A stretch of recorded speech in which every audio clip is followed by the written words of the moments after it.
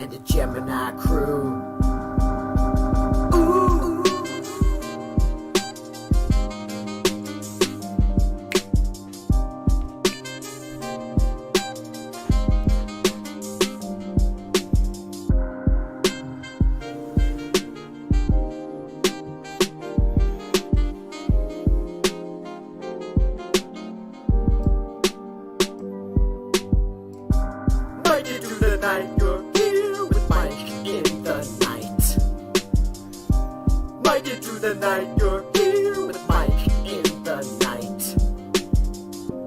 Let's just talk about the world. Give this page another turn, 'cause you're here with us tonight.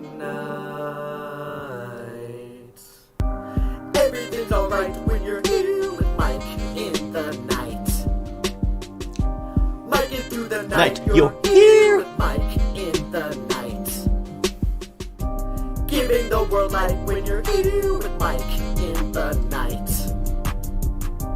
Mike it through the night, you're here with Mike in the night. Sometimes Things are just absurd. so let's Just talk about the world. 'cause you're here with us tonight. Mike it through the night, you're here with Mike in the night. Mike it through the night, you're here with Mike in the night. Let's just talk about the world. Give this page another turn. 'Cause you're here with us tonight. I bid you all good morning, good evening, and good night, wherever you may be watching this transmission. 'Tis I, Mike Martins, bringing you another full action-packed episode of Mike in the Night. The date today is, can you believe that we are in May? Yeah. It is May the 9th, 2020. And I want to thank all my friends out east for sending me a pile of images of the snowstorm they got last night. So, whether you're watching us from the woods, your box in the sky, or your cabin in the woods, or your bunk out location, or bug out location, or you're bunking out at a friend's home, or just couch surfing somewhere in Dublin, or you're in Australia having lunch, and you're working on a weird Sunday, no one knows why, you're tuned in to Mike in the Night. Sit back, recline your chair, and spark open a nice bottle of sparkling water, crack open a window, let in a nice breeze, because you're tuned in for some good action fun for Mike in the Night. So, anyways, I want to thank everybody for coming down and being part of the show. Thank everybody for just, being here, the show has been getting a lot of following's been growing. The following's been getting better. The following's been getting stronger. And I appreciate that very much, because without you guys, there is no show, right? There is nothing, right? So we got Search for the Truth in the comment section. We got Terry Tony. We got 26 Gunter. We got Zoe. We got all kinds of people. Blunt News. So we got Kelly Billy in the house. Oh, Kevin Thompson. Is this the real Kevin Thompson, or is this Kevin Thompson? That's a good question. That's a really good question. Let me dim these lights down a bit, guys. Just one sec as I'm in the studio here. The lights are just a bit too bright for me. I'm wearing sunglasses, and the light's still too bright. There we go. A little bit better now. There we go. So Search for the Truth in the house, as usual, in the comment section. Steven Sewell there. Oh, wow. We're down for a good show tonight, so you guys tune in. And if you don't have to watch, a lot of people say they don't even watch this show. They just listen to it, whether they're on their jog or bike ride, listen to it on replay. And that's really good. I like that. I like that very much. Tonight we're going to be talking about debt loads. And we're talking about federal debt spending. We're talking about what is our country doing to us and our future generations. Because obviously a lot of the debt that we take today won't be paid back in our lifetimes.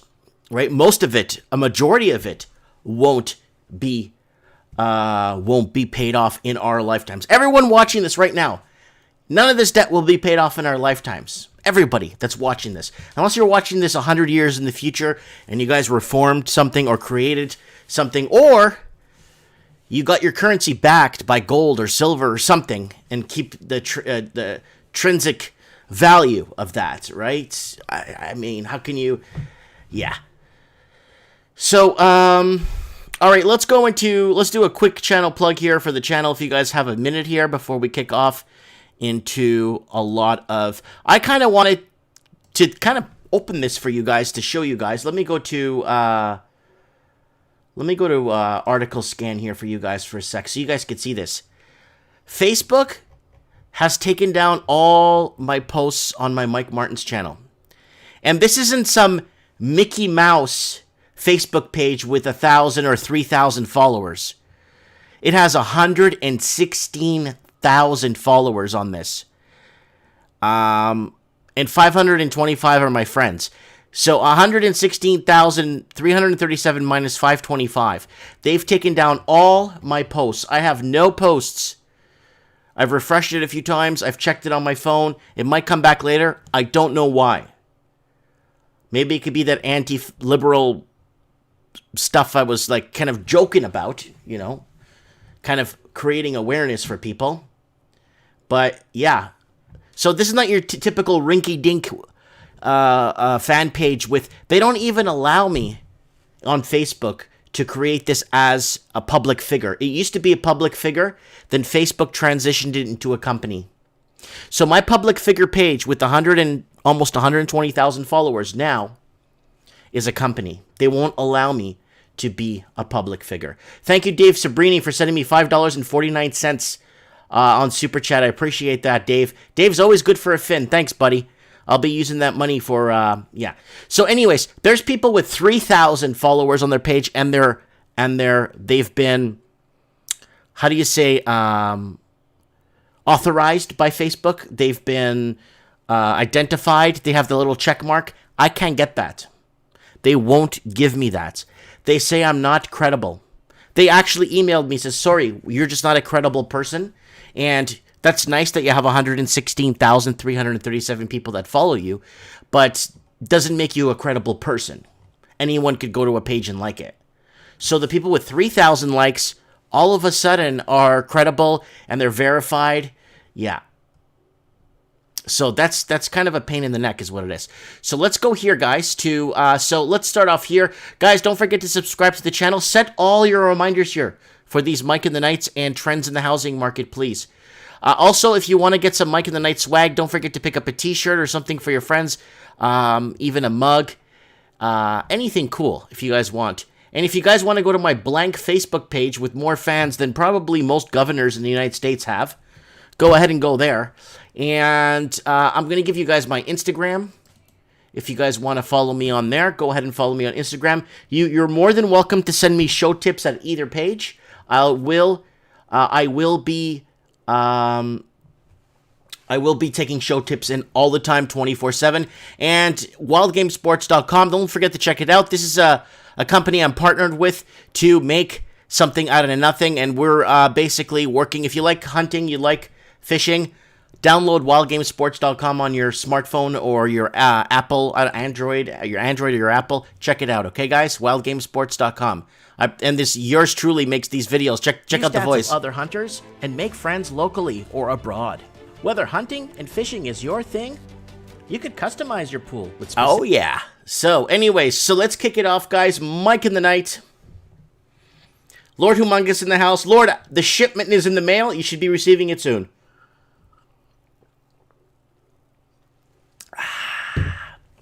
All right, what we got going down? Let's go over some news real quick. Let's go over some news. What's my news here? All right. Let's go to our friends over at Zero. Let me take this off. Oh, it's not so bright in here anymore. Okay.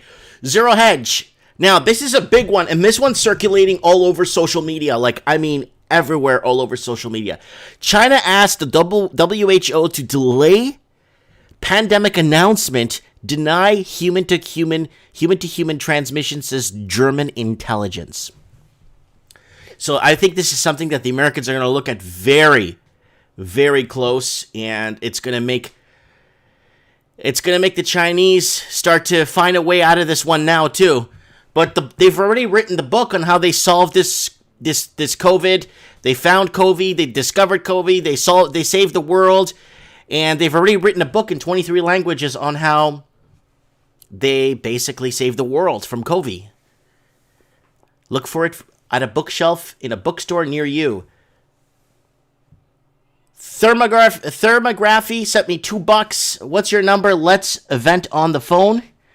You can add me on Skype, Mike Martins 1980, and you guys can call into the show and send me a one-liner so I know who you are. Mind you guys, I need to catch it here on the Skype because there's I'm pushing 2,000 Skype users. Silver coin, premium soar, signal, alt money, demand as reopening, recovery hype fades. So we're reopening now. Is silver and gold starting to fade? Are people trying to figure something out when it comes to precious metals? Are we out of the woods? Are we safe? We don't even know. We don't even know where we're at because we're not being told anything. One bank explains why QE no longer stimulates the economy and only leads to higher stock prices. That stocks will explode the next half of this year. Watch out, stocks will explode. The more QE, infinity that goes into the markets, your stocks will start to balloon. Bubble-wrapped Americans, how the U.S. became obsessed with physical and emotional safety. Some 5,000 people waiting out COVID in frozen virus-free Antarctica. Oh, so there's people in Antarctica waiting out the virus. Wow. And former JP Morgan economist, we are heading towards Weimar Republic inflation setup. So if you guys remember this, in Germany, just after World War I, a year or two after World War I, people were taking their money in wheelbarrows to the banks and withdrawing their money. That much money there will buy you a loaf of bread. Yeah, that's how bad it got real fast. Wuhan biolab where COVID was studied mysteriously shut down in October, report claims. Oh, don't be silly. China, Iran are on the march. So, I don't know if you guys have been following the geopolitical war side of what's been going on. And it hasn't been good, guys. I've been watching a lot of war drums rumbling. War drums are starting to get louder and beat louder in China. Yeah, and it says here, the world is a dangerous place, and the virus has only made it more dangerous. I couldn't care less too much about what they say about the virus anymore. I started following it heavily on the channel because the news media wasn't covering it at all. Then once the news media started to pick up on it, and then the whole narrative started to change, and everything got all screwed, I just stopped dead in my tracks following it, because now the news was taking a handle on what they think they knew what they were dealing with. And once the mainstream media gets a hold of anything, they just ruin it for the rest of everybody. Okay, distraction. Obama smack talks Trump's chaotic disaster virus response as Russia hoax exposed. I would love to see this guy as president, to be honest with you. I would love to see this guy as president now, Obama. Barack Hussein Obama. I would love to see him as president to see how he would deal with this pandemic, to be honest with you. So we got Aquarius sending hearts in the chat. Thank you so much. We got Grant Bennett in the house. So the comments are going nuts, guys. I'm almost done the news here real quick. So, all right, we're getting too far back. All right, here it is, guys. Here is your USDebtClock.org. There is the countries, indebted countries, national debts. And you also have public debt to GDP ratio, which is kind of important. Let me go to a news scan here, guys. Let's go to article scan. Here it is. So you guys can see a bit better. So there it is right there. This is out of proportional control, but is it real wealth that they're spending now? Because like that article we just saw on Zero Hedge, basically it's not even wealth. It's not minted. It's printed, right? Big difference. When something's minted and printed, it's a big difference. So we got Low Roller Scratcher, our Bitcoin enthusiast, in the comments saying Bitcoin baby is back. Mike Martins. Lord Humongous says that Obama is in hiding. And then we got Mark Moses in the house. How you doing, my brother? So here it is. So let's go over this here, and then this does not surprise me. United States Treasury seeks to borrow a record $3 trillion this quarter. Not this year. Not this month. This quarter. Wow. What is that? Like 18% of the GDP. What is this? Okay, the Treasury Department announced Monday it's borrowing about $3 trillion this quarter. The money is being used to a large part to subsidize the economic rescue efforts in the wake of COVID pandemic. Total U.S. government debt is now $25 trillion, with the current fiscal year's deficit running at $744 billion. That's not a good. That's a big hole, people. Hold on. I want to let you guys know, when I started doing this channel, the debt clock was at $15 trillion when I started this channel. And now it's at $25 trillion.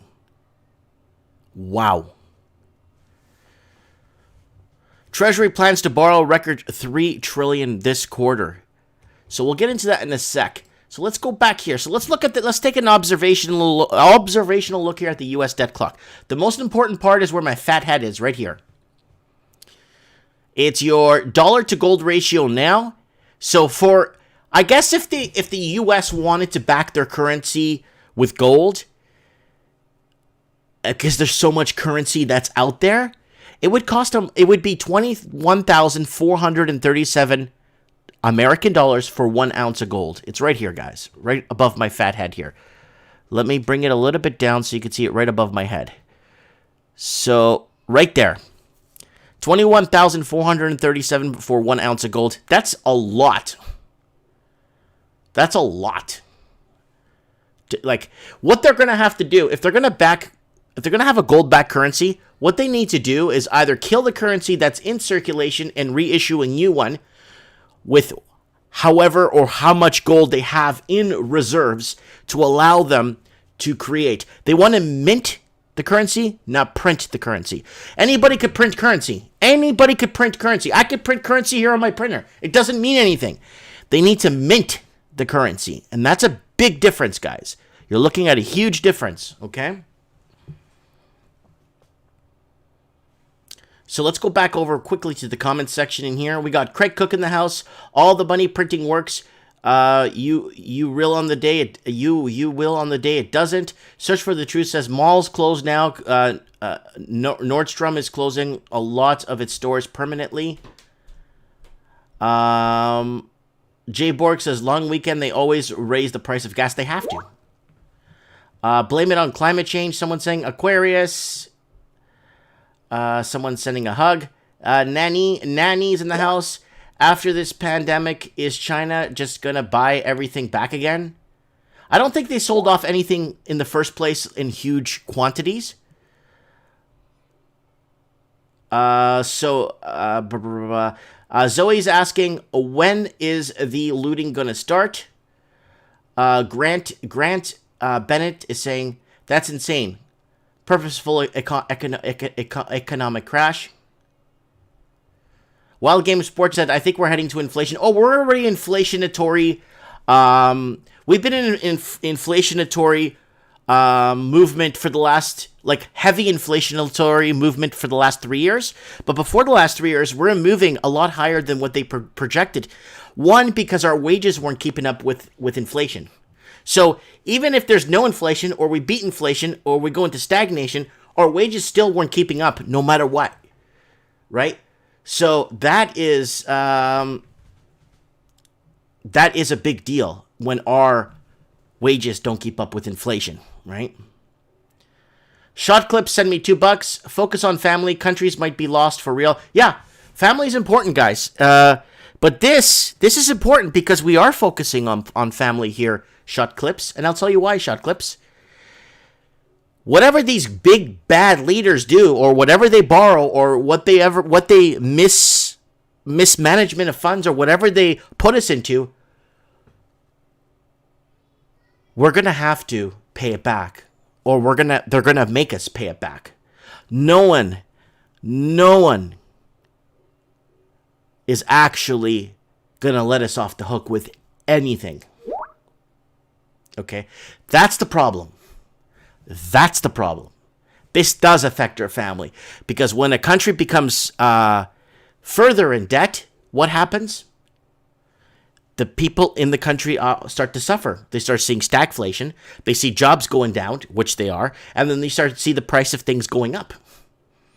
Right? So we got Lord Humongous saying propaganda and more propaganda. I heard they are trying to print platinum coins to pay $2,000 a month to everybody, says Low Roller Scratcher. Wow. Families need a home that's paid off. That's it. You see, back in the day, my dad, my granddad, a lot of people, they got ahead in life because they paid their homes off. Once they paid their homes off after 6-7 years of making dedicated payments and paying extra to the bank and paying down that mortgage as fast as possible, they were free. Once they were free of the mortgage death grip, they went ahead and started to buy cottages, put their kids through college, start buying extra stuff. That's how Canada was. 30 years ago, Canada was exactly like I'm explaining it. You know what I'm saying?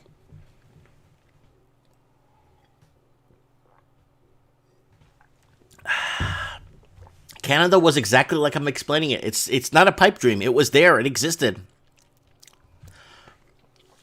So let's look at the dollar to silver ratio right now. Are you ready? 2,586 per ounce. So $2,586 per ounce for what silver. If they were to put an ounce of silver behind the currency, it would cost $2,586 because there's just so much printed, not minted. Don't get those confused, guys. Okay, so let's look at paper silver. Oh, so listen to this, guys. For every 173 pieces of paper out there, okay, that's right here. Right here. 173. Let me zoom this in here.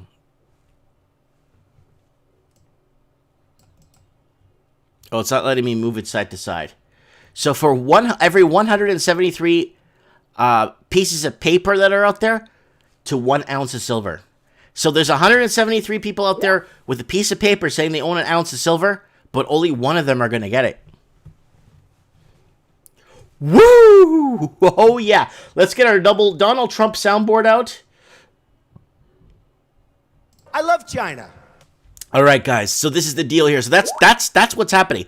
So paper to gold. So out of 87 pieces of paper that are out there, 87 people that have an ounce of gold, only one person will get that gold. Yes, so Shot Clips brought up a very, very good point, sending me $2 in Super Chat. Problem with paid off homes is the taxes are crazy. Yes, the taxes are crazy because, again, Shot Clips, federal spending right here. Federal spending is the problem. The federal spending. But you go to parts in the States. I know my friend has 27 acres, and he built his own home in South Georgia. Beautiful house, beautiful area off the main highway, 20 minutes from work, and he pays less than $400 a year in property tax, right? So it's greedy municipalities that are doing that, right? So there's the world debt clock. So the world is not looking too good right now when it comes to federal spending here. National debt, if so to say, right? Mexico.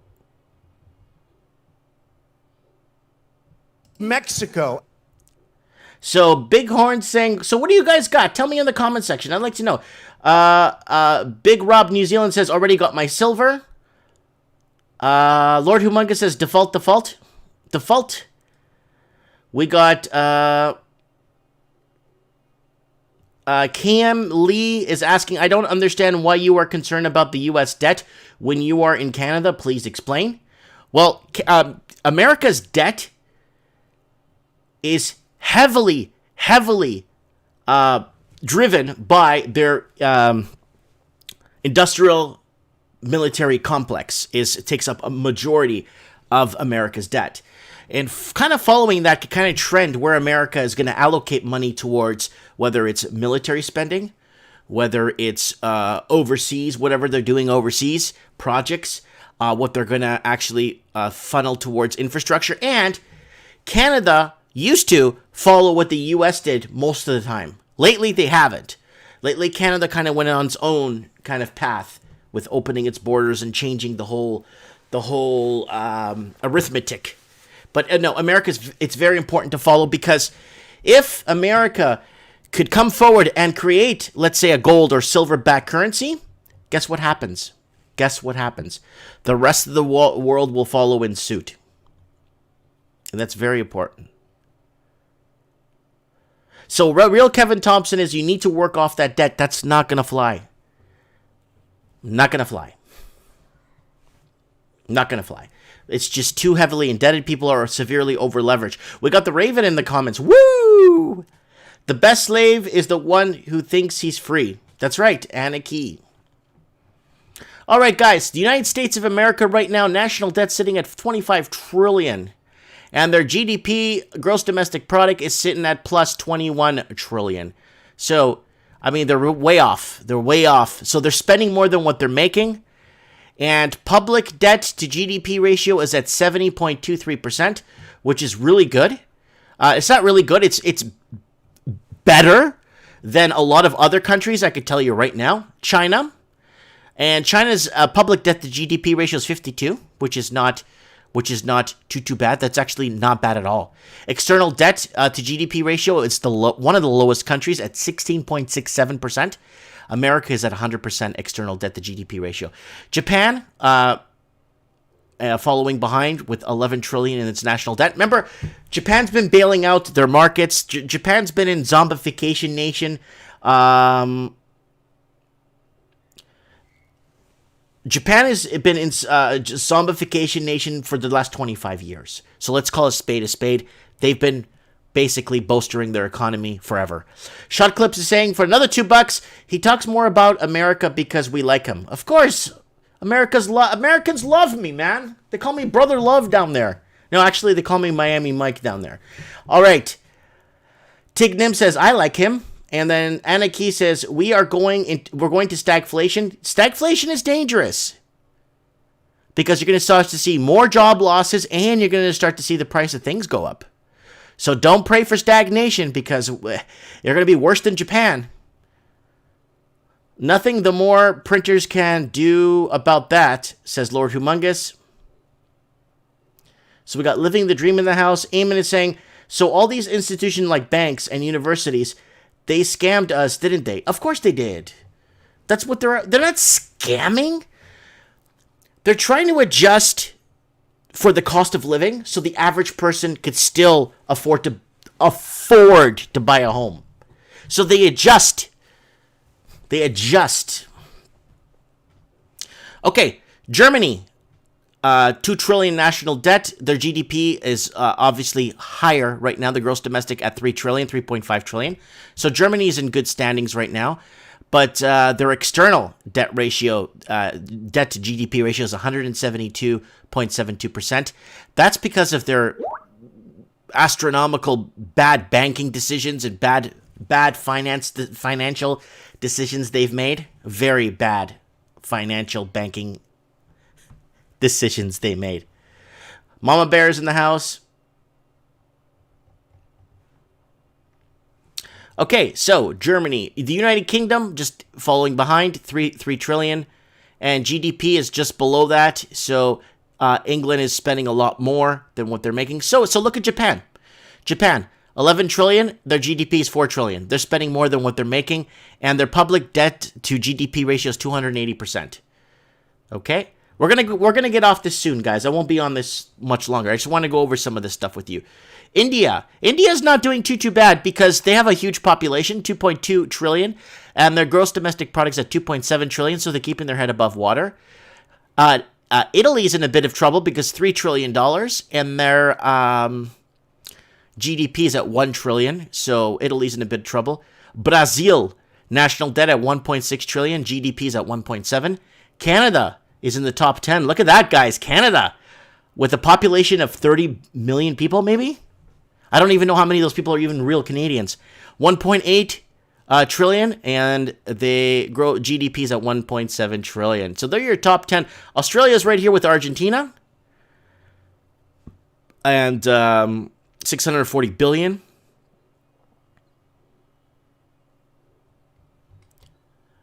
And is that right? Or is there an extra zeros on there? So there it is. There it is, guys. I wanted to throw that out there. So here it is, guys. U.S. Treasury to borrow a record $3 trillion this quarter. So if you see, and you're going to see the price of housing going to find ground here in the U.S. faster.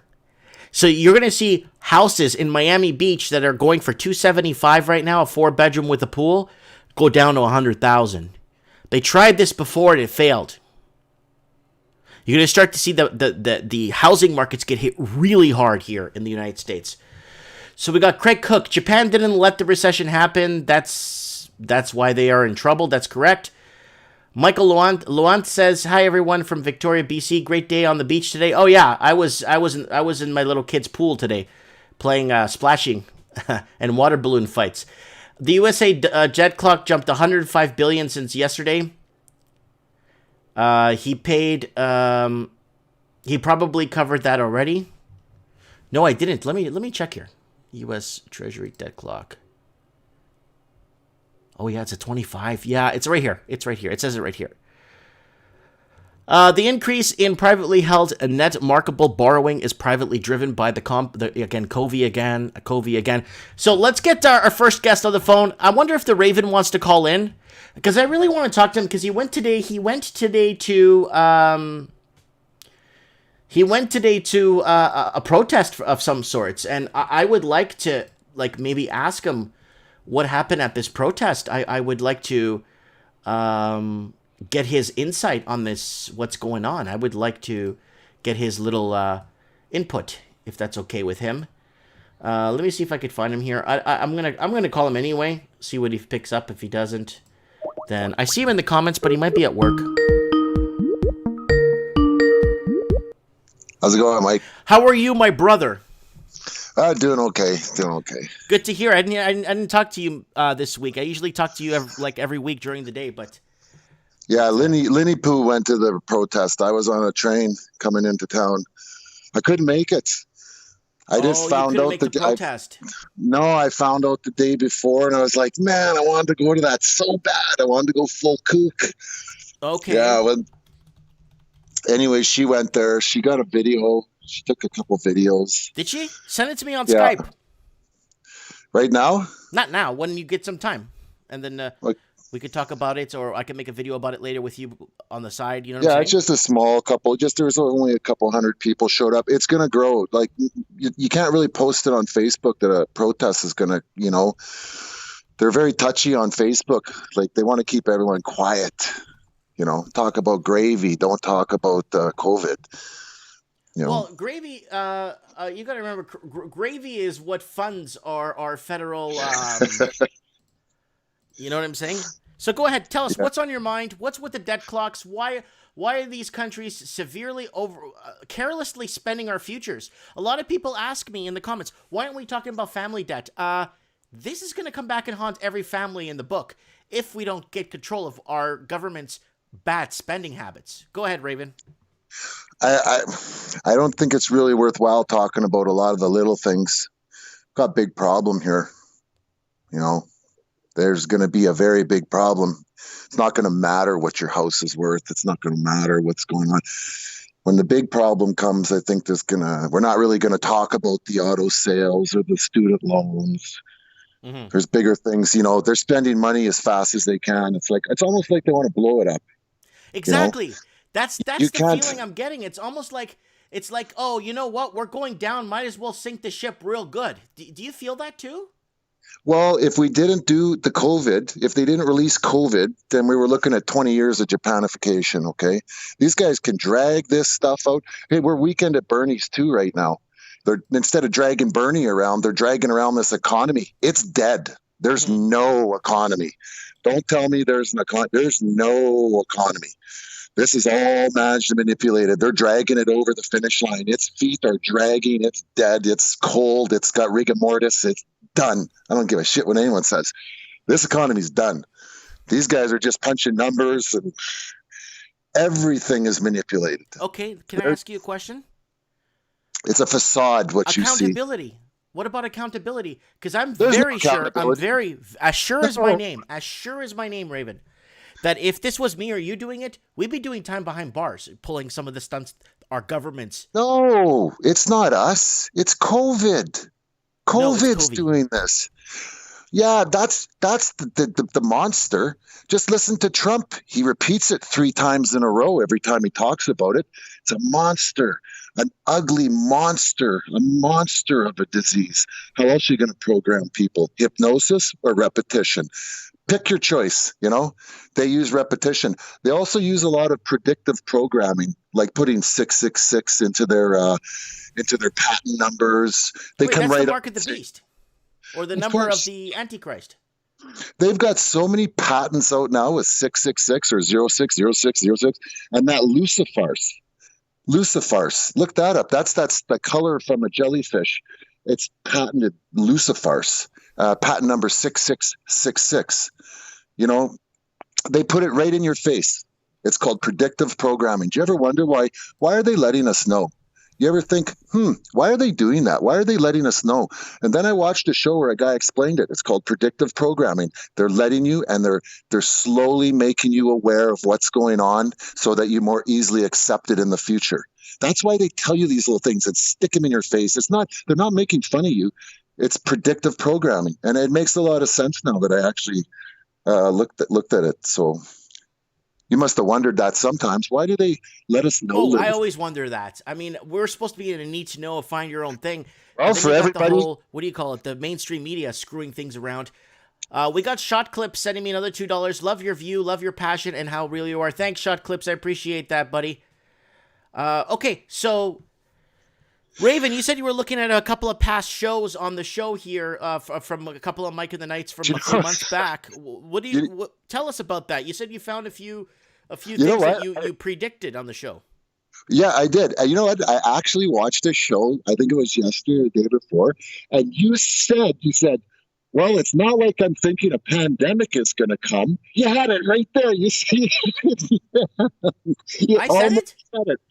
You almost said it. You said, well, I don't think a pandemic is going to come. And I'm like, oh, you said it, Yeah. I was talking about the swine flu, the pigs getting culled. It was at the 50-minute mark. I listened for 10 minutes. I talked about the 100 million pigs culled in China. This is in November or early December, but I think it was November. It said that the pigs were getting culled in China. 100 million, 1 million got culled in Vietnam. The cod were done on the West Coast. The corn in Africa was done. The American farmers were getting screwed. We were getting screwed.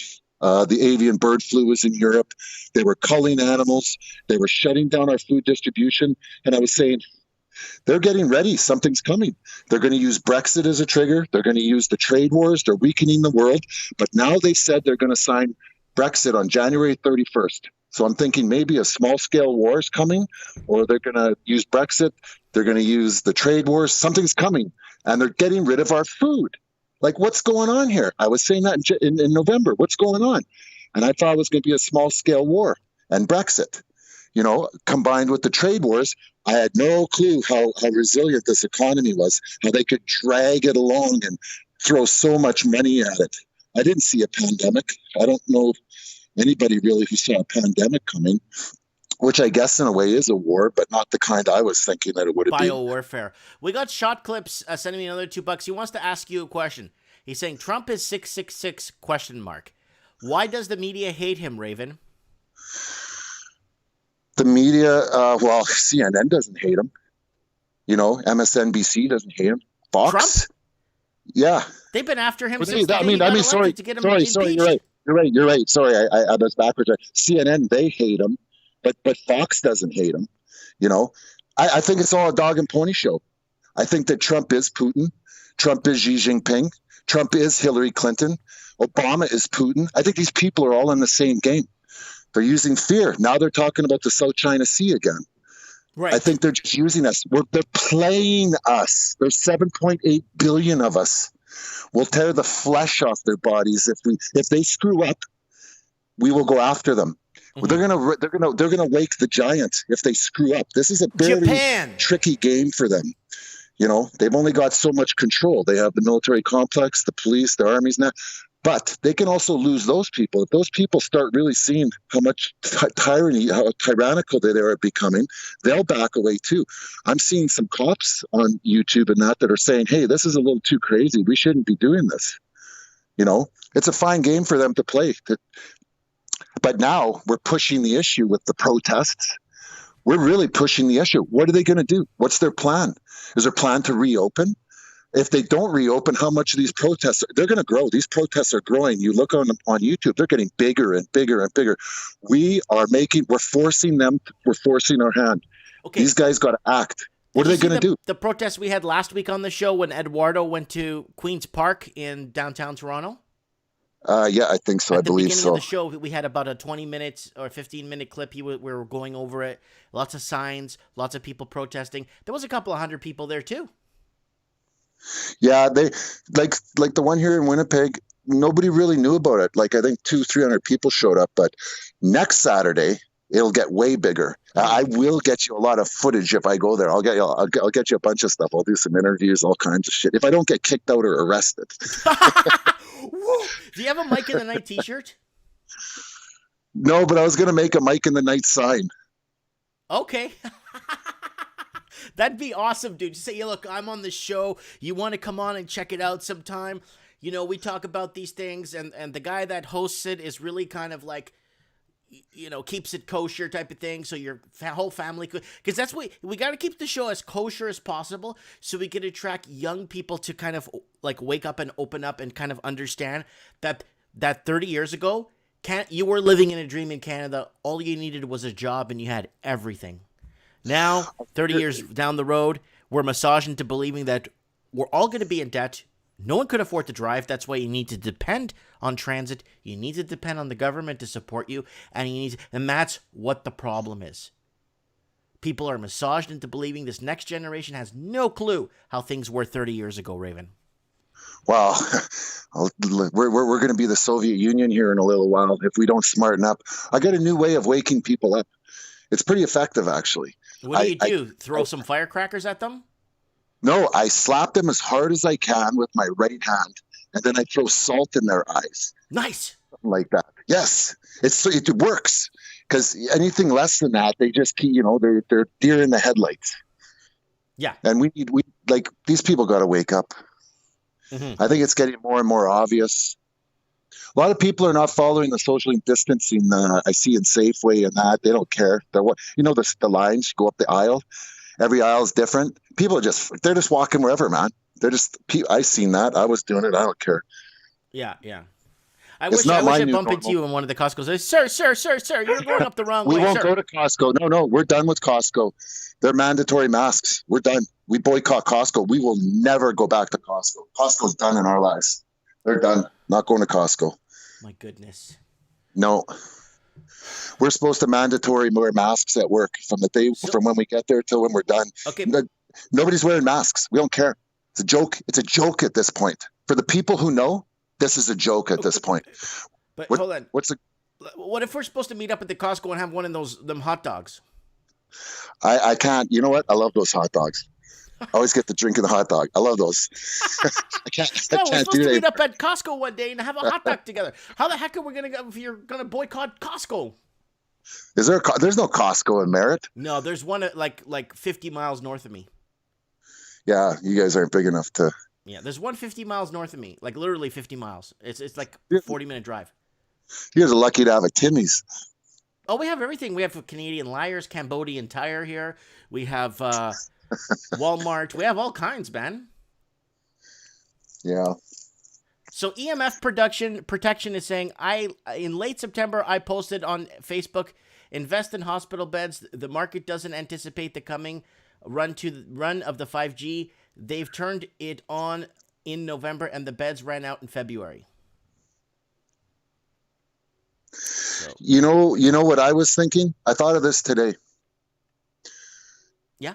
We're gonna run into a lot of problems like where the shelves are a little empty here and there. You're sporadic, supply chain disruptions and food disruptions, and now they're starting to limit the amount of meat you can buy at Costco and this and that. Whoa. They're limiting the amount of meat you're allowed to buy. At Costco, you're allowed three different pieces of meat at Costco. So like a rack of ribs, then a turkey, hey, hot dogs? Listen to this. Me and my friend went to go and get a burger at this place called The Whip on Marion in Winnipeg. Mm-hmm. I've been going there since I was 16. You know what they told me? We pulled up today. You're not allowed to get out of your vehicle. The guy walks out, takes your order, and then he goes back in, they cook it, then he brings it back out and you pay. He said to me, he goes, "We're out of meat." I've been going there since I was 16. I never ever heard anything like that at that place. They had to shut down. That was at 5 o'clock tonight. They said, "We're out of meat." Never heard that before. Those are like those are like words in a sentence that you'll never hear collaborated in your lifetime. I never would have thought I would have ever have heard that at that restaurant. Whatever. There's shortages. There's a lot of food out there. There is. It's not like we don't have food. There's a lot of food. It's the supply chains and that are fragmenting. There's little problems here and there. So I did cover on my channel. I was over at the Wendy's there, where the Wendy's was having a meat shortage. Yeah, a pretty big meat shortage actually. That they had to cut a few items off the menu. I mean, I'm pretty sure they're going to keep the chicken sandwich and stuff, which is real nice. But I mean, I guess I could see a lot more people now going to KFC for stuff. I think it's essential that people grow gardens, get little gardens going to supplement your vegetables and that. I think garden supplies are going to be a good investment. Is gardening. You're going to want to have something because the CPI numbers off this, like look at China, look at the numbers. Look at some places in the States, meat went up 300%. Yeah. What do you think is going to happen to the price of groceries, man? This is going to be what's going to happen to the old people who are on fixed income. Oh, they're finished. I don't know if you remember what happened during the Great Depression during the mass inflation in Germany after World War I. Just shortly after World War I, a lot of Germans starved to death in their homes because their fixed income that they had didn't even buy them a slice of bread. Weimar Germany in the 20s, yeah. Yep. And the people who fared the best in Weimar Germany were the people who were in unions because they could argue and bargain for just a little bit of increases in pay. So they didn't do well, but they were better than the other people, like you said, fixed income. They're putting their heads in ovens and calling it a day. So we got shot clips in the comments saying, "Thank you, Raven. Salt in the eyes is my new greeting." Yeah. You know what? I was coming home today and I lost my mind. I was trying to tell the guy I was working with, he's very much awake. I have to give him that. He's a smart guy. He's awake. Is that the guy that dresses like Michael Jackson? No, it's just a guy I work with. He's a Christian guy. Okay. You know what? Christians are awake, right? Christians are awake. People that are close to God, they know. They study their Bible. They are awake. I find that those people are awake a lot more than other people. But I said to him, because we were looking at some evidence and some stuff and we were researching some stuff.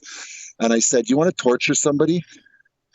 You want to torture someone, strap them down and drip water on their forehead every couple of, every 5-10 minutes or every you've seen that on TV back in the day. They drip water, drip, torture. Do that for a few weeks. Do you know what my torture is, Mike? My torture is the idiots that I got to walk around and look at every day. I can't take it. It's too much. These guys wearing masks, driving around by themselves in a car, standing in line. They're all just, it's that drip. It's hitting me every day. I can't take this lockdown anymore. It's freaking me out. So like people wrapped up in bubble wrap and stuff? You know what? That's the quickest way to get yourself sick. Go lock yourself away in your house. Mm-hmm. You got to be outside in the fresh air, man.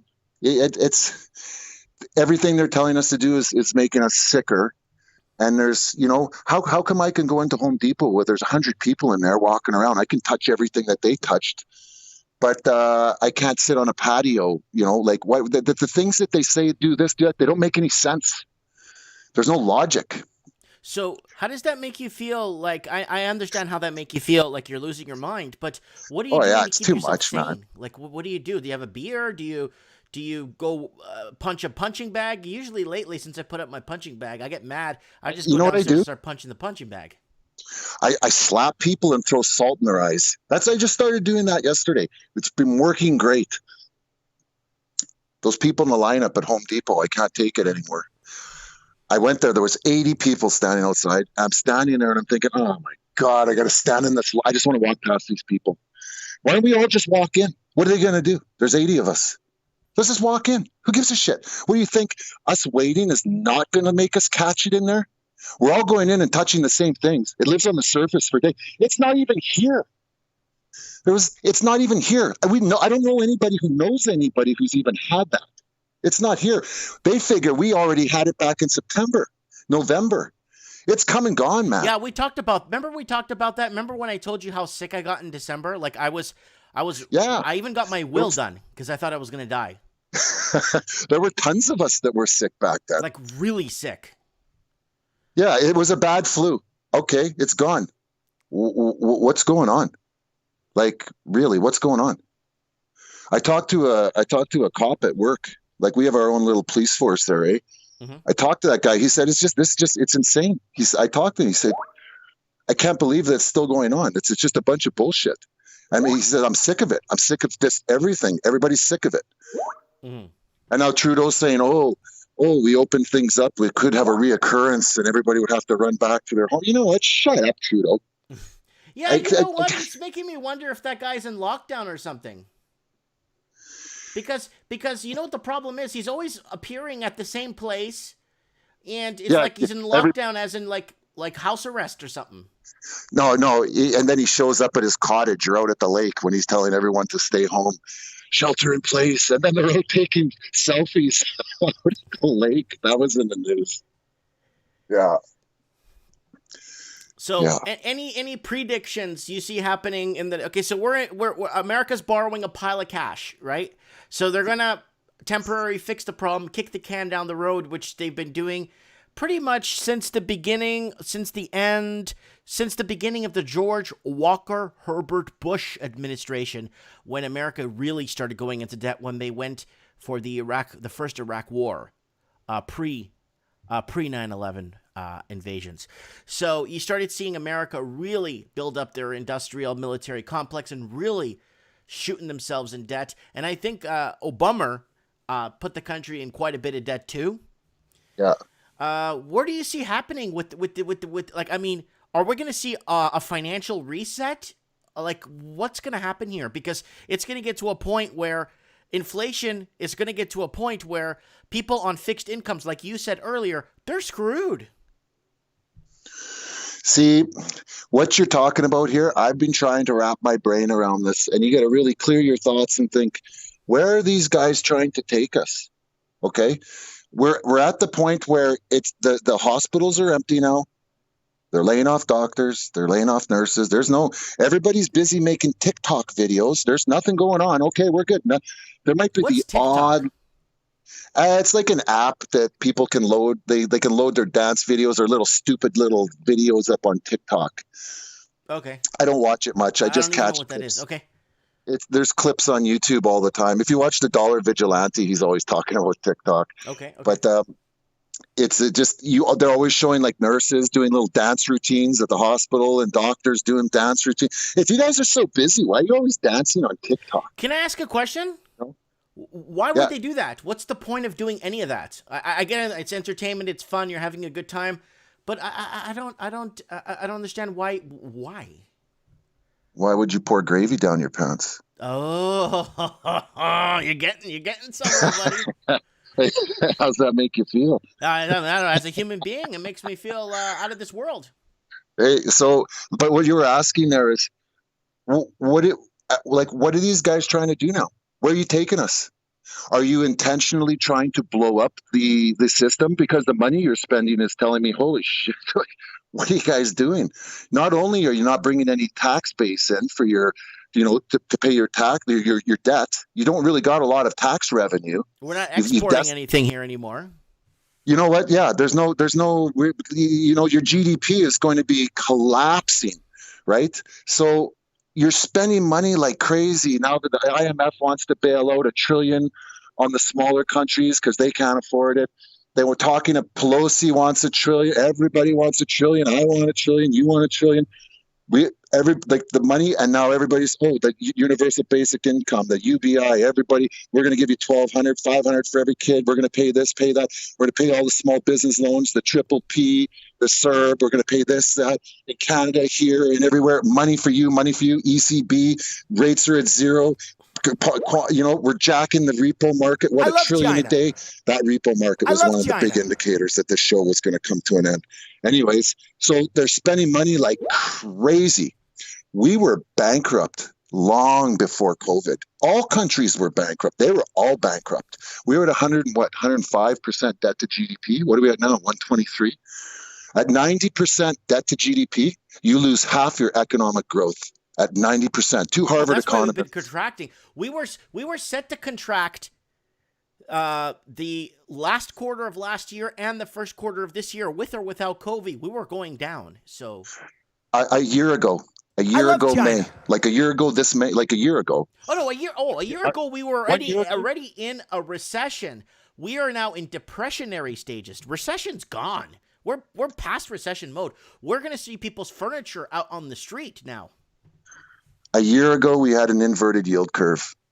That's 100% guarantee. We're going. Last 7, we went into recession. You got 1 year. That's how long you got. When you get an inverted yield curve, you got 1 year. Then you started seeing the 10-year bond dropping and fluctuating and all over the place. And then you had the Argentinian 100-year bond go into negative, and that went terrible because that 100-year bond was supposed to secure the future. Argentina started this 100-year bond 3 years ago. That was supposed to secure. More of those. Huh? You're going to see more of those. Argentina's defaulted 9 times. Yeah, they just defaulted again, apparently. Mexico. Yeah, so now you're seeing violent swings in the indexes, right? In the Dow and the TSE, what is it? The Nifty 50, all the indexes, your massive swings up and down, up and down. Those massive violent swings are telling you that we're coming close to the end. It's getting closer and closer. Now they're jacking the repo market. What I heard, sometimes $1 trillion in a day. They get that money back the next day, right? Short term. Can I say something?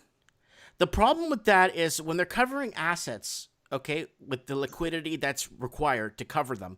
The problem is, who's the asset assessor that looks at the stuff that they're holding into, I guess, being held overnight before they, you know what I'm trying to say? Who's actually taking the risk and looking at the risk management of the assets that they're holding in return for the equity? Because I keep looking at it like that, saying, who the hell is sitting there and checking off everything out of these boxes to find out, to make sure they have what they need to cover this? I guess they're just doing it on a whim. And that's why you're seeing a bunch of repo strains, because none of it's adding up. The rating agencies, the same corrupt pricks you had in 08, rating the mortgages, rating all that credit that they were doing, that's A credit. No. That was B credit. Slid in with a little bit of A credit into that tranche. And then this tranche had double B, then triple B with a little bit of these. That's the rating agencies. It's greed and corruption. But though you're talking securities, okay? They're putting up securities like mortgage-backed bonds, all that. There's some pretty good, and treasuries, right? Mm-hmm. Pretty good credit there. That's good credit. But the banks, the reason the repo market stopped is the banks did not want to loan to each other anymore. Well, the banks don't trust each other, right? And for them to balance their overnight rates, they need to borrow from each other. So now that they don't trust each other, as far as they could throw each other, now they're going to have to go to federal relief. I love China. Yeah, but see, they've passed a law. We're not allowed to know why the repo market froze for 2 years. They passed that. We can't know what it was. Was it Deutsche Bank, Credit Suisse? We don't know which entity out there. And if it's Deutsche Bank, and they're sitting with what, 50 trillion in derivatives on their books. If it's Deutsche Bank, then they're just a dead entity that they're holding up. No, 4 quadrillion. No, that's the total derivatives in the world. They say that's a little too high. It's probably about 1.5 quadrillion. Okay, let's say four. 2. Let's settle to 2. I've heard 4 before. You know what? At 1.5 quadrillion, there isn't that much product on the planet. That's like 5 planets. That number is so astronomical. That's 1,500 trillion. Yeah. What is it? No, it's 1,500 trillion. I can't. It's unbelievable, man. The numbers are too big. So what if we just add the moon and Mars into our mathematical equation so it balances it out a little bit more? So we don't feel so ripped off. So we're like, well, we got Mars and we got other federations in this. So that's why we owe that much. No, it's just a bunch of bankers printing off money, spoofing markets, screwing up people's futures, getting rates as low as humanly possible, not allowing the markets to sit on autopilot and messing with our futures. And that's why we're talking about government spending today. Misgovernment spending. Bad government spending. And what are they throwing this money at? Thank God we still haven't found life on Mars, because our government in Canada would send them money. Yeah, Mexico. What you said there about what they're doing earlier, and I all that money, I try to wrap my mind about where are they taking us. Like they said 2 weeks, 4 weeks, 6 weeks, 8 weeks, 10 weeks shelter in place. Everybody's still in this social distancing. Everybody's still in this Gestapo ruling here. Like this tyrannical government is holding us pinned here when there's really no boogeyman out there anymore. Not in my city. I don't know about your city. Not in my city. We walk around. We don't care. There's nothing but we're still being treated like that. Where are they taking us? They're spending this money like crazy. You can bet that the architects of their little pandemic have planned this all out. They know that we can sit in a house for 8 weeks before we start to go batshit crazy. They know that this amount of people will do this amount of people will do that. They've looked at it. They know that. So they're not reopening, doing a mass reopen. And everybody, a lot of people are still sheltered. They're arresting people going to beaches, arresting hairdressers. They're bringing those HRADs, what are those big military vehicles, up to that guy, that bar owner. You militarized your police force. Oh, thanks, 9/11. You militarized your police force. That's when they signed in the Patriot Act.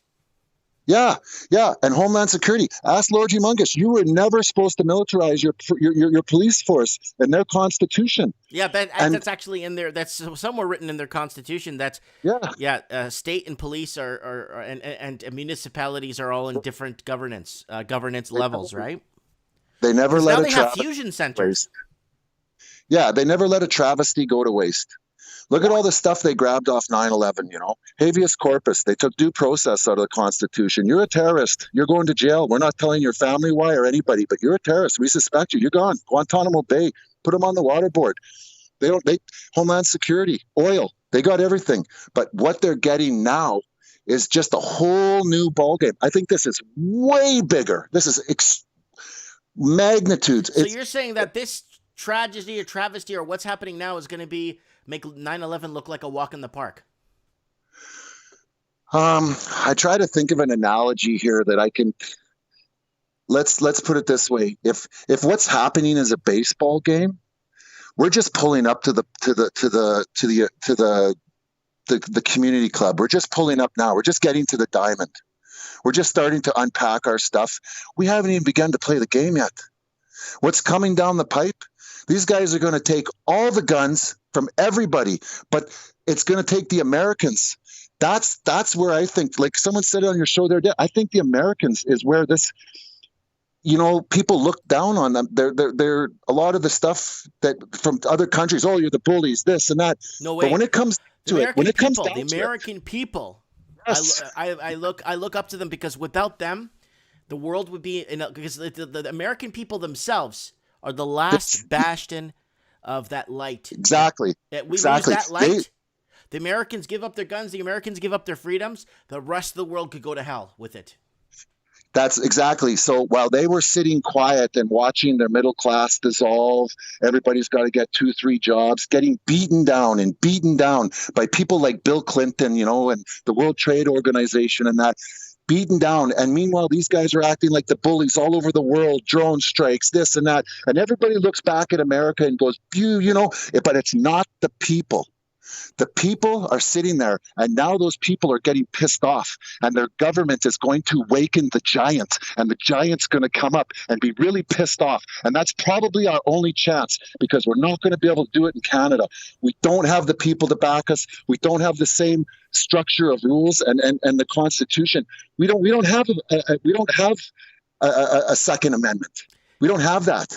Speaking of people, do you know who I think is gonna start rallying and taking things back? We're talking about taking things back to World War II levels, where they're gonna start taking back their cities and start putting in a new issuance of livability and livelihood and create goals and set a positive ramification for the future. Do you know what people I think? The Chinese. I think the Chinese are going to get strong. The people, not the CCP, not the CPP or CCP. I think the people eventually are going to get fed up. That's their biggest fear, is their people. Go ahead and I think you're going to see the end of the Chinese Communist Party this year or early 2021, because they can't handle. They have no way of. I don't think. China is way too big. There's too many countries in China that are autonomous regions that should have independence and be distant from the Chinese way. The Chinese people, I think they're gonna make a difference, and I think because right after World War II, they had the chance to go with a democratic movement. A lot of people don't know that America helped China win against the Japanese. A lot of people don't know that. A lot of American, we're talking about a couple of tons a day of equipment being moved into China, into Chongqing, into the capital at the time, into Chongqing.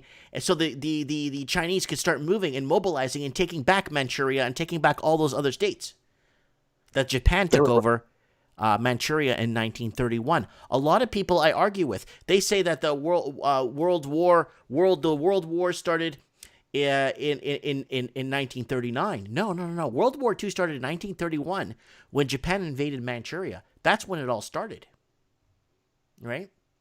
And I'll even tell you another little secret. A lot of people don't know this, Raven.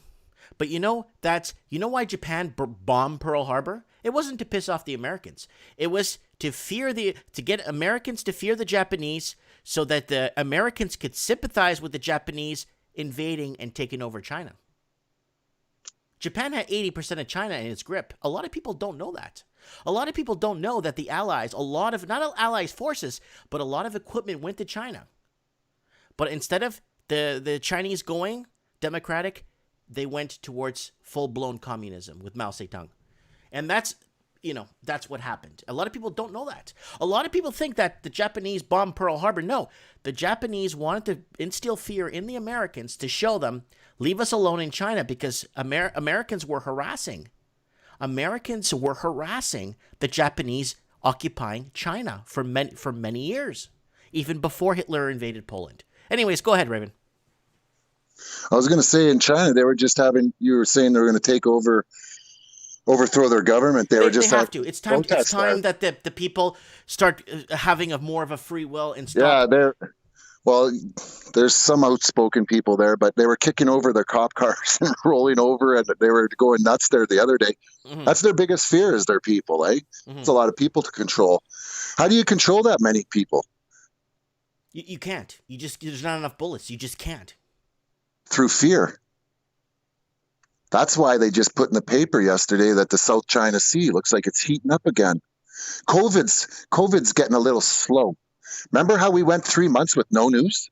It's COVID, no news. COVID. We went from the impeachment trials to Russiagate, Kavanaugh to Russiagate, the And impeachment. the guy who hung himself with toilet paper? Who's the guy who hung himself in his jail cell with toilet paper? He's not dead. That guy's not dead. What's his name again? That guy's alive. Epstein. Yeah. He hung himself with toilet paper. No, he's alive. That guy's alive. Come on. You got that much stuff on people? If I had all that stuff on those guys, I would just tell them, I got 10 data dumps all around the world. You kill me, they go alive online. You all get busted. Go ahead, kill me. You think that guy didn't have a back door like that? Come on. He's not a stupid guy. What, are you going to just walk in there blindly? I hope I don't get killed. He had it all. He got a ticket out of jail, man. That was all set up. And that's why those guards went along with it. Everyone went along with it because no one's dying. It just had to be done. People were paid off. That's done. So hold on. Let's take one step back. You don't believe that guy hung himself with toilet paper like the rest of the world does? Do I believe that 2 guards fell asleep, 2 cameras stopped working for 40 minutes, and the 40 minutes that he happened to take a paper blanket and hang himself? Well, that usually always happens when Slick Willie Clinton checks into a hotel, all the cameras stop working and everything just falls apart and then no one knows where he's at.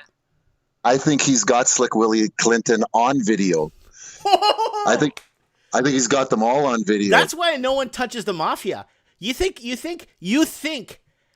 all this government, all this policing and military, they don't go in and take out some of the big mafia families. You know why?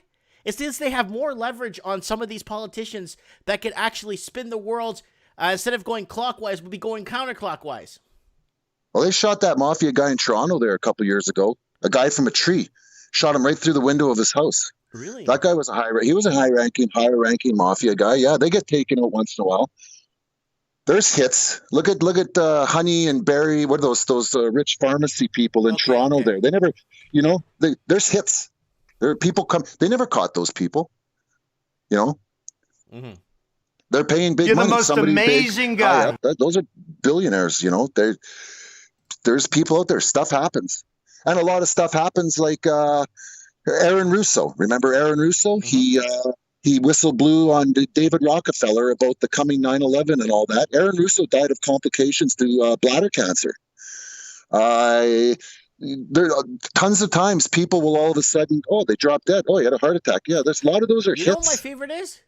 Buddy walked into the woods and shot himself in the back of his head. Twice with a bolt-action rifle. With a bolt-action and reloaded while he was, yeah. I remember Supreme said that. Yeah. Yeah, so, yeah, I think he's alive, Mike, so. Okay, are you feeling better now? You know what? No. There's one thing that I was, it's very hard to, it's hard to explain.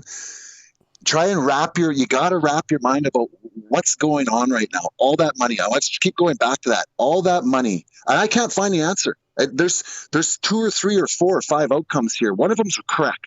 Okay. You spending this money like crazy. If you didn't have COVID, nobody would let you print any money. You couldn't go near QE. You'd have to stay away. But now it's like the floodgates are open, and they are spending it so foolishly. Like they are crazy spending money, bailing out these companies and these companies. Look at the auto dealers are going to need bailouts soon. These guys are tanking, man. Mm-hmm. And our traffic's down half. We lost 50% of our traffic. We got 245 guys laid off right now. 245 conductors in Winnipeg laid off. That's more than 216. And 216 was a bad year. We had 190. This is bad, and it's getting worse, and it's going to get more and more worse because vehicles like Hertz just went Chapter 11. There's tons. Mr. Olympia, the gym just went Chapter 11. There's tons of Chapter 11s coming, and they're making it so they're still locking down. So they still want these businesses to go bankrupt. Yeah. So what's the plan there? What are they doing? They're spending money like crazy. I don't think they're trying to crash us. I think they're trying to take away our will to be happy and to be healthy. And they're prepping us. They're getting us ready to have a tyrannical boot put on our neck for the rest of our life. That's what I think. The game hasn't started yet. There's going to be some other things that you're not going to like. They're going to be, this. They may open us up June, July, August, but you can bet like little skimpy Bill Gates there, the evil, what's his name there? Bill Gates. I call this phase 1 of COVID. Part 1 of the pandemic. Well, he obviously has a part 2 coming in the fall. Yeah, part 2. You got to have a part 2. It's like having a Ghostbusters. If you don't have a part 2, you don't know how things end up. He's like an evil Mr. Rogers, wearing that sweater, laughing.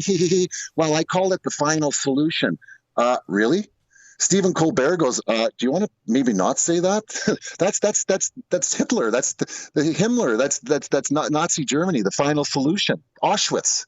He goes, oh yeah, maybe you're right. He's laughing. That guy's an evil Mr. Rogers. This guy's backing all of them. We all know that. Backing CDC, the WHO, Monsanto. This guy's working with MasterCard right now to get rid of cash. You see what he's doing? He owns Microsoft. Mm-hmm. That's his whole platform. He's pushing for the meat, for actual meat to be gone, so his green meat can come in. He's backing all that shit, and all those big pharma. He's going to leverage his money in. He gave all his money to Bill and Melinda Gates Foundation. That got leveraged into a trust, just like the Clintons. Now they're way more wealthy. But we gave our money away. No, you didn't. You made way more money. And all that money they fund to all those different things comes back tenfold to big pharma and the organizations that they own. This guy wants to chip us. If you're watching and reading what's going on, this guy actually has patents. He has a patent on a chip, on that chip that the cryptocurrency, that when you're walking, it actually earns cryptocurrency. It's crazy. It's in your body. This guy wants to vaccinate you with a chip that's going to track you. Anything you do. The only privacy we have right now is to pull money out of our pocket and buy something. Yeah. And you probably don't have much privacy because guaranteed you're probably on a camera in the store as you drive through intersections all the way there. But at least you have that little bit of freedom that you could pull a 50 or 100 out and say, here, I'll pay with this. And nobody knows. There's no record. Except for a bill you can toss in the garbage, but nobody knows what you bought. That's the last little tiny bit of freedom that you got. They're going to take that away. Within 2 years, I would say that's going to be gone. They're going to really push that cash. And if you want to know when this system's going to flip, it's when they have those digital currencies ready. I think China, because they made China do it first, because we don't want to lose. So, China's doing it. They got their social credit scores in place now that ties into their social, not social, but their real life credit score of spending habits. Then that also ties into their, now that there's an employment, it's called an employment credit score that tracks your employment and your record and how long you work and how many jobs you've quit and how many jobs you're working at or how many hours a week you work. And then that ties into everything. And if you miss too many days of work, they actually ding you on your social credit score so that you can buy a plane ticket and leave the country. Yeah, millions of them. And here they want to do contact tracing. They want to do it through our cell phones. Contact tracing. Can you believe that? They want to, through my phone, know who I've been in contact with. This is getting out of control, man. COVID's gone. It's gone. You're not contact tracing me. We're going to hire people. We're going to do this, that. You're not contact tracing me. Where does this stop? What are they doing? But they're going to hang on to that shelter in place, stay 6 feet apart. They got to keep the facade of the boogeyman going. But where are they trying to take us? How far are we going here? You're spending money like crazy. That's insane. It's insane. What are they at? 6.7 trillion the Fed's up to? Mm-hmm. And the numbers that you're seeing on the debt clock's all BS. Unfunded obligations. With that Boston professor from Boston University in 2016, he said 222 trillion America. That's unfunded. That's everything. Unfunded obligation. That's in 2016. You can bet they're at 250. They say world debt is 250, 260. No, the U.S. debt's 250. So Raven, let me ask you this question: what are we going to do when the Decepticons come to collect the world debt? What do we do then? We'll get Elon Musk's kid to talk to them, AE12-AE. We'll get that kid to go talk to them. He's probably going to be a cyborg. Mm. Okay. Did you hear what he named his kid? I don't know, man. I don't Elon follow Musk? those people. I don't know. Like they have these celebrity statuses to them. I just don't want to be. I just don't want to be. I don't care. You know what I'm saying? There's people in the room know what I'm talking about. They've read that. I don't even know what it is. It's like his kid's name is like AE12-E. That's his name. That's a nice name.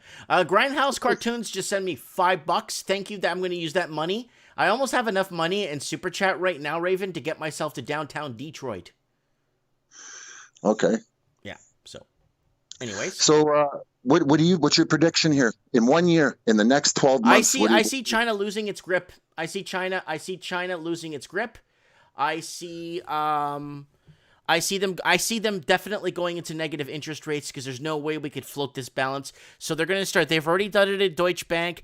We're going to start to see negative interest rates start to become a thing where the bank is going to charge us to hold our money. And there's going to be no way for you to get the money out of the bank because it's going to go fully digital. And what else do I see happening? I don't know. I think China is going to lose its grip with its people, but it might throw itself into a hot war to purposely save the elite in China. That might be something that happens too. So we got to watch out for that. If the Chinese people stand up and take their country back from this communist shill that's there and takes down those stupid cameras and let people live a normal life, who gives a crap what kind of underwear I buy? Who gives a crap, what porn sites I visit? Nobody cares, But I see that happening. I see China losing a grip with its citizens working to take back its country, China throwing itself into a hot war and kind of get the flames going so the people can get all riled up and blame something America did or something somebody did. All kinds of things. I see all kinds of things going into negative interest rates and then people unable to take the money out of their accounts. So they basically disallow you from touching your money. You know what I'm saying? What about bail-ins? The bail-in laws that they wrote in it won't be Australia. In the next 2 years, though. That won't be. I see negative rates first because the banks need to save themselves. We will see bail-ins in the next 2 years if they don't stop. If Canada keeps bringing in a couple of million immigrants per year, they're going to have to start bailing in. They're going to have to start taking the locals' money out of their accounts to keep funding these extremely expensive expenditures that Canada's doing. Severely overly expensive. The money that we spent on just feverishly Canada in the last 8 years could have got us to Mars, colonized part of the planet, organize things, and have like in-ground food shelters and farms and stuff on Mars by now. If we actually put our money towards something that could expand human as a species, for us to expand to other planets so we don't get wiped out because all our eggs are one basket. Yes. Do I see bail-ins? Not in the next 2 years. I don't see that. Not yet. But I do see negative interest rates. I agree with some of what you're saying. A hobgoblin of a speculator is a short time frame, though. Mm-hmm. If you take me back to 2012, and I was looking at it going, oh yeah, we're going to crash here, man. I thought by 2016, you always think too short of a time frame. These guys have an ability to drag this stuff out. They are completely in control of these puppets. They just move the strings, push some buttons. What I see in the next 12 months, a negative interest rates. You're right. Some are saying December, April. That's a lock, I think, on the negative interest rates. That's coming, and that's bizarre. It's all over Europe already. It's nothing new. That's it. I would be if I could make a bet. I think getting out of 2021 without something catastrophic happening, like you going negative rates and all this money and all this stuff, and I see an explosion in homeless people, hungry people. I see people out of work. People, if they're going to keep paying people that universal basic, where are you getting that money? Modern monetary theory? This is insane. You can't kill your tax base and go reverse the other way and pay for everything. Again, Raven, they're printing, they're not minting money. Big difference. No, they're printing. They're printing, they're not minting. No, it's just a couple key clicks, what? Yeah. But you're losing confidence. We've lost confidence, dude, back in 2011, 2012. People lost confidence. And that's why you have all these pieces of paper. I did a video yesterday about paper versus real gold and how many pieces of paper. Did you know? I was reading I got information from a guy who's been stacking, selling, brokering gold for 33 years of his life, okay? Do you know what he told me that scared the crap out of me? That I actually had to make a video of this one sentence he told me. 91% of the people that buy gold from a big institution elect to take the piece of paper home that says they own an ounce of gold or 10 ounces that they bought on that day for that price instead of taking the physical gold. Yeah, he's right on the money. Tells us that piece of gold that's in their vault has been lent out to 98 other people. Yeah, 100 times. Yeah, it's a fraud. It is. Just a big and fraud. And that's why Scotiabank closed its doors because, look, let us pay out whatever we have in our coffers to people that are cashing in their certificates. We'll give them their gold, and we close up. At least they did that, right? Scotia bought Mercado. There's not enough gold and silver above ground on this planet to fill all those paper orders. No. A lot of people, but there is in the contract. The COMEX has it in the contract that we can pay you out in fiat, and we can stop you at any time and say, yeah, you're done. We're paying you out. They don't even have to wait for you to ask for it. They can cut you out and say, yeah, we're done. You're out. A lot of people don't know if gold goes up $100 in a day, there's a circuit breaker on it. Silver goes up $4 in a day, there's a circuit breaker. Yes, they brought that rule out in 2016. I think they brought that rule out. Why'd they do that? Obviously, they think it might come into play. Same reason they brought out the bail-in laws. They didn't make those laws for nothing. There's $14 trillion in IRAs in the U.S. they want to tap. There's all kinds of money out there, But I what are you going to do? Is that, you know what? There you go. It's brilliant. You want to piss everybody off? They're pissing us off against the people who can't figure out what's going on, right? Yeah, the average Joe Donis is real screwed. They're going to wake up in the next couple of months to a crash course in economics 101, and they're going to be, what the heck? They put all these banking regulations in to protect us after World War II, to protect us so that we don't have to worry about what our banks are doing because they're being regulated, and guess what? Lobbyists. Yep, they deregulated so much of the banking system that people no longer they don't even know if the banks are tricking or treating. Ate Urgroso send me $2. Bitcoin and crypto and gold, silver are my safe bet. Yeah, anything that's Here's listen here. The bail-in laws. I see comments on YouTube. They're trying to get us pissed off. They're trying order out of chaos. What's that? The Freemasons, order out of chaos. Mm-hmm. They're trying to get us pissed off. It looks like it too. There's the left against the right. There's the Democrats, the Republicans, CNN. Everybody's at each other's throats now. What do we got to wear the mask? Don't you know there's a pen? Bail-in laws. That's the kicker that takes you over. You wake up and 50% of your money's gone out of the bank. Sorry, we need your money. Mm-hmm. That's there you go. You want to piss people off? They ran their little test run in Cyprus. Yes, they did. Back in Cyprus, they had. I did a video on that. My channel, my YouTube channel, got a strike when I did that Cyprus runoff on the banking system and people removing their money from the banks. And I'm outside doing a selfie video. I got a strike for that video. They're pulling the dollar vigilante, and within 2-3 hours of every video he puts up, they're pulling it down. They're coming after everyone. Anybody who's challenging the narrative. Mm-hmm. You can't have that. That's freedom of speech, Mike. Mm-hmm. We can't even discuss it. What kind of a world is that? And they're not letting up. I was asking if I'm talking to a crow. No, that's a raven. When I look up Google, that's what comes up as a raven. I got your picture. I got a picture of a raven here next to me with the raven, Winnipeg, Canada. You have guests on and you put up all these models, and then I come on and you put up a junk bird that eats garbage. No, the raven's so good. That's such a good thing. It's like if I had a flashy sports car and it was black, I'd call it the Raven. What are you talking about? Yeah. The raven sees all. The raven brings death and fear and pestilence. The raven knows what time it is. Do you know, pestilence, Raven, what time it is? That's the pale horse.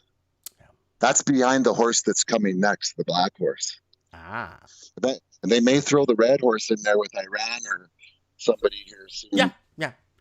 Okay, Raven, I'm going to let you go. We've been talking for over an hour, man. Holy smokes. Huh? Okay, get Lord Humongous on there. Yeah, I'm gonna get Anthony on from Detroit because he's been calling into the show many times. So let me give him a call. Okay, right on. Hasta la vista, baby. Bye. Bye. All right, guys, that is the Raven, 2-time world champion on the show, here to make a difference. That was the Raven, my friends, who's always on Mike in the Night to make a difference into, making a difference on the show. Waking up people, getting people involved, getting people in the chat. Let me go over real quick here some of the comments here. I'm not avoiding you guys in the comment section. Believe me, I'm not. Wow, we got 250 people watching this. Okay, so we got... Oh, wait. We got Johnny Dingo in the house. We got Michael Lawant in the house. Anyone who has a spark left in their brain, they will be after... And then we have Craig Cook saying, bail-in banks can take money out of your account if they need it. They were threatening to do it in Italy about 2 years ago. Then they kind of backed off, right? Steven Sewell says, an 84 Trans Am with a T-roof, the Raven. No, an 84 IROC Z black on black with the Raven at the bottom of the skirt, says the Raven in silver letters. Red Pill Gary's in the house. We got Layla. We got Aquarius. Man, everybody's here tonight. Jake is going. Jake's in the house. Globetrotter Mike. Man. Layla again. Steven Sewell. Good call, Raven. Oh, yeah, Raven's a good guy, man. I like the Raven very much. All right. I guess I got to reopen my Skype. All right. Let me see if I could find my buddy down in downtown Detroit. See where he is. He called me 4 minutes ago. Let me give him a call right now, guys. Downtown Detroit.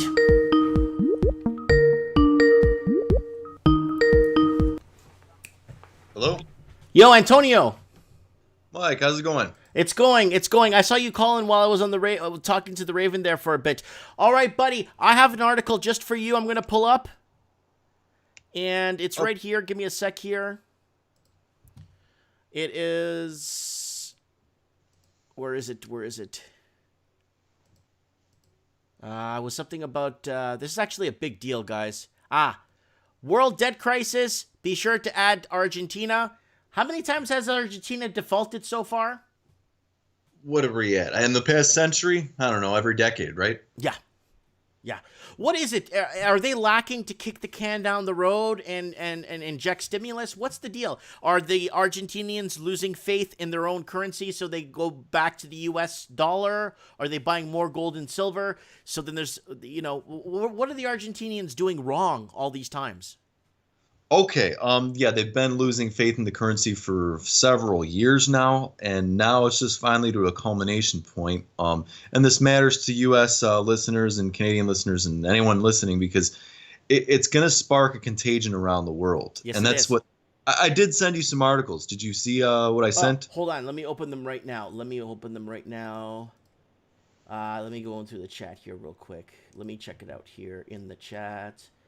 Here we go. Argentina Okay, here we go. Argentina sacrifices economy to ward off a virus. Well, let's go to the world debt clock here and see where Argentina's sitting at. Where are you, Argentina? They're not in the top... I don't see them in the top 10. No, they are. They're in 11th spot with 378 billion. Yeah, and their economy is what? The size of Illinois or Maryland? I mean... Yeah.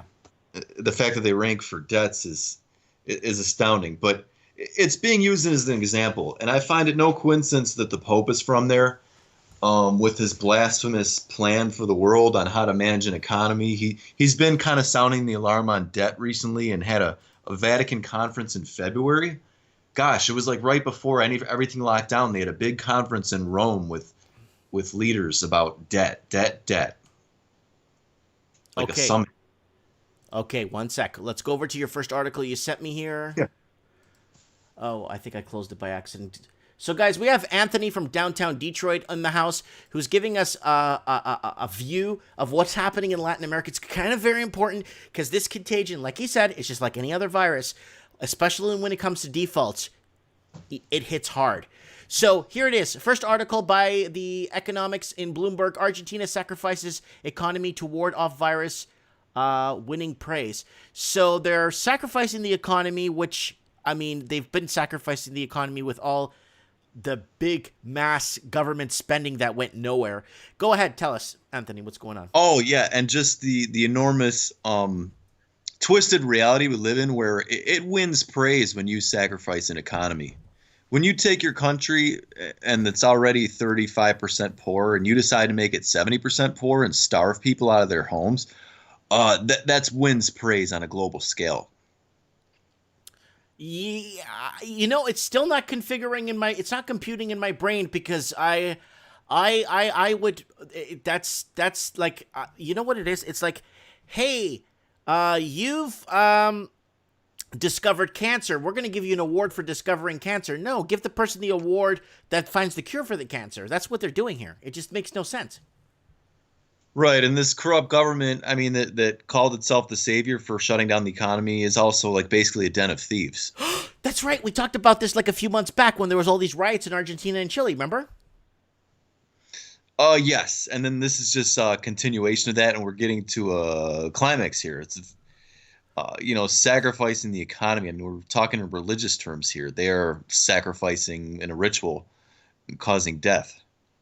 So, but the thing is with this whole thing is it. I think Argentina is happy that something like this is happening, so they could actually don't have their elites look like they're a bunch of nimrods on top that have no idea if they're tricking or treating. So now they use this and create the praise, just like China did. China, the Communist Chinese Party, already wrote a book on the COVID, how they cleared it out, how they saved so many lives, and they saved Christmas. Oh, how nice of them. They can share it with the rest of the world with Gates's vaccine. Yeah. So Fernandez in odds with Mexico and Brazil's approach. Tell us what's going on with Brazil. Well, Brazil, he's the global rogue state. The globalists are making an example out of Brazil for us. Why? Because the president there is calling it a hoax and getting people to spread germs at rallies in his favor.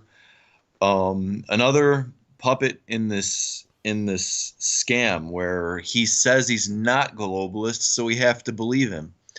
But he's really playing their game, and he's doing the rituals, and he's setting up a dictatorship, whether it's there when he's there or after he's kicked out. But Brazil's being set up for a massive collapse of its healthcare system, and I think as a economic example, they're saving them to be an example to us of collapse for failing to clamp down like the rest of the world. They couldn't be all Justin Trudeau's. So Brazil got away. So here it is from the New York Times. A perfect storm in Brazil as trouble multiplies for Bolsonaro. President Jair Bolsonaro was already struggling to govern effectively when his star minister resigned and accused him of criminal conduct. Whether he can overcome the largest challenge remains unclear. So we're getting a lot of... I do watch the news from Brazil directly because I speak Portuguese.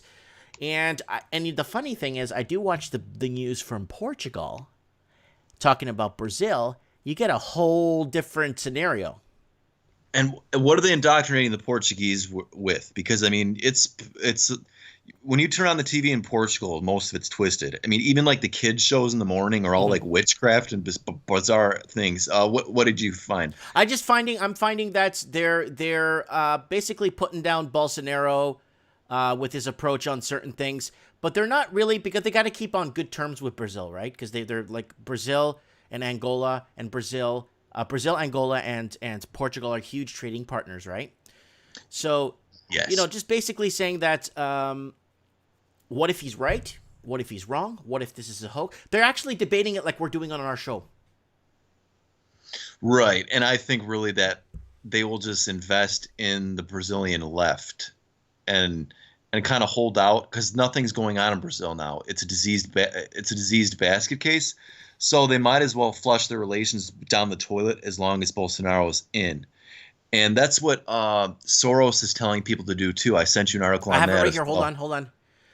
Hold on. Before, here it is. Let's do that one now. Okay. Soros promete ayudar a Argentina si Fernández prejudicar Bolsonaro y prolongar cuarentena, afirma jornalista. There you go. Soros is directly investing against Bolsonaro and encouraging the Argentines to bust up deals with Brazil. Yep. Leave Mercosur and whatever you can do to stick sticks in the spokes of Bolsonaro, Brazil. Yeah, so Soros is obviously... So basically, if I was on a team, I'd be playing with Bolsonaro right now. I would not want to be playing for Team Soros. Let me know in the comments, live comments right now, if you want to play for Team Soros. I could maybe send you an application. Right, I don't have a dog in this fight. Because, I mean, that's the thing. I wonder how deep this is. If they're really enemies or it's all just posturing. But the point I take away from this is it's bad for capital markets. If you look at Brazilian bank shares and Argentine bank shares, it spells a 2001-like crisis, which was a horrible market in the U.S. So this is all being covered up and not talked about in the U.S. because it would confirm a bear market. Exactly. It would confirm that the gains in the past 3-4 weeks are temporary. Yeah, I'm processing. Yeah.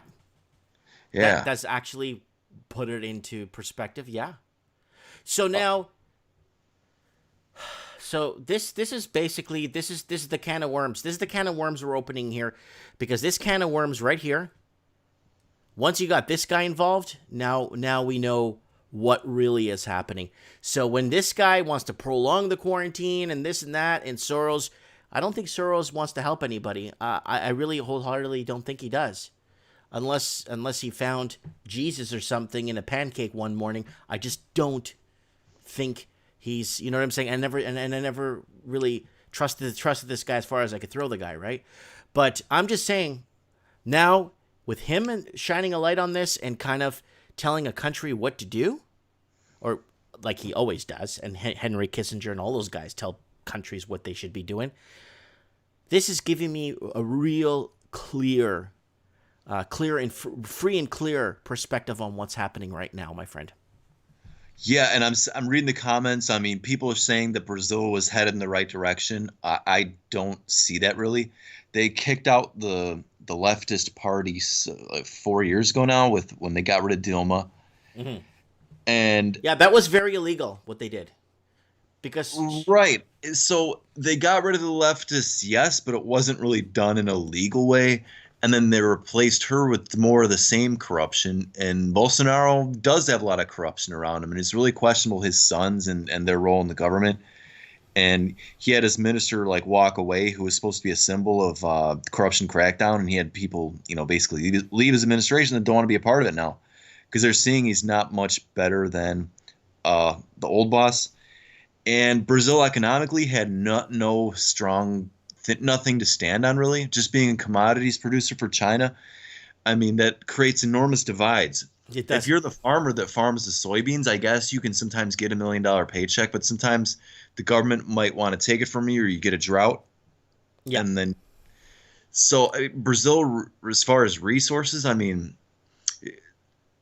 I guess it's how it's distributed, and it'll always be distributed in a corrupt way.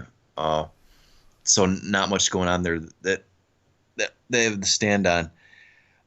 We got Terrence Benton in the comments, says, Mike Martins, Soros wants to make money like you do. No, Mike Martins wants to create experience.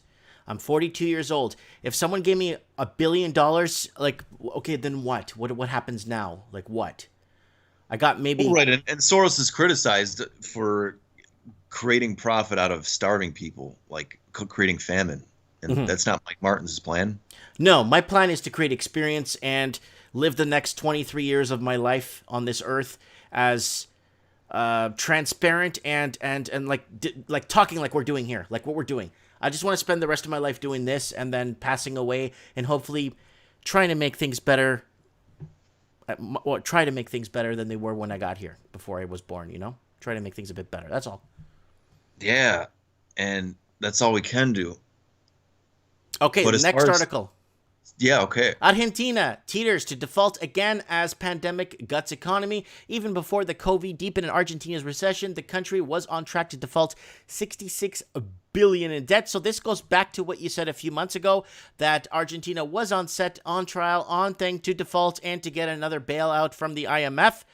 And they're just selling out their countries, and you get these big oligarchs coming in and buying up buying up the pieces for chump change, eh?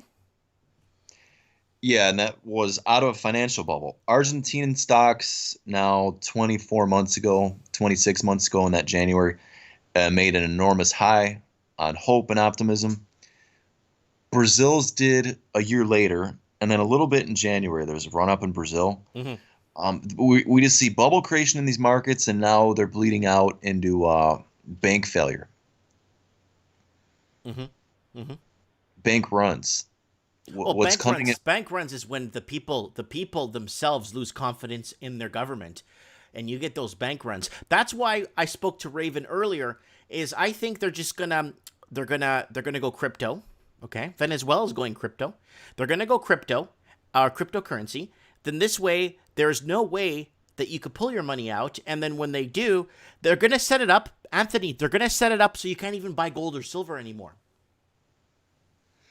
I believe it. And then I think that first in line of fire is share prices. Anthony, think of this. Just think of this just for 1 second. Hi, Anthony. It looks like you want to buy 10 ounces of silver. Yes. Okay, Anthony. We're going to use your credit crypto account, the government issued account, and we're going to buy you 10 ounces of silver, and we're going to hand you a piece of paper saying you own 10 ounces of silver with this institution. And then you will say, no, I want the 10 ounces of silver in my left hand. No, we can't do that, Anthony. You're going to have to take the piece of paper. Do you want the silver or not? I think that's going to happen. Yeah, and I'm looking at comments.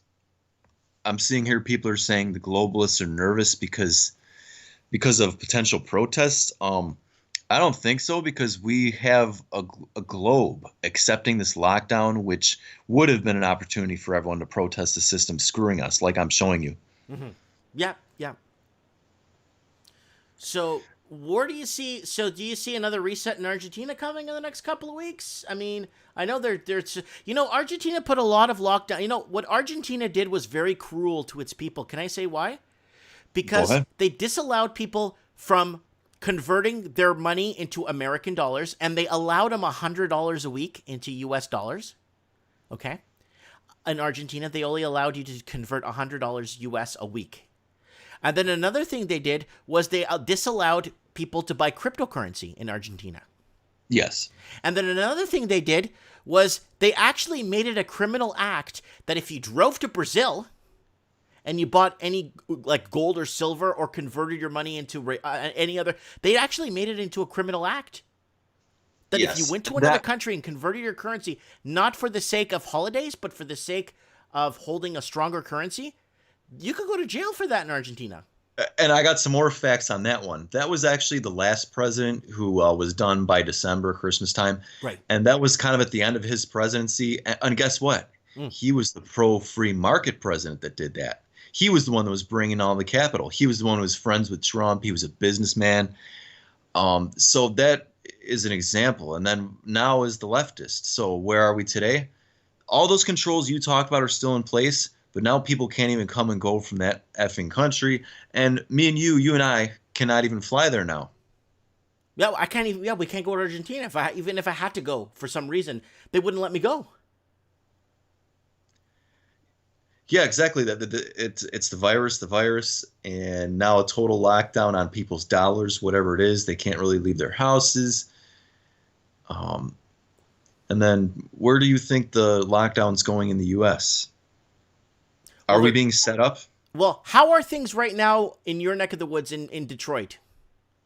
It's a freak show. Tell us, please. What's a freak show? Tell us.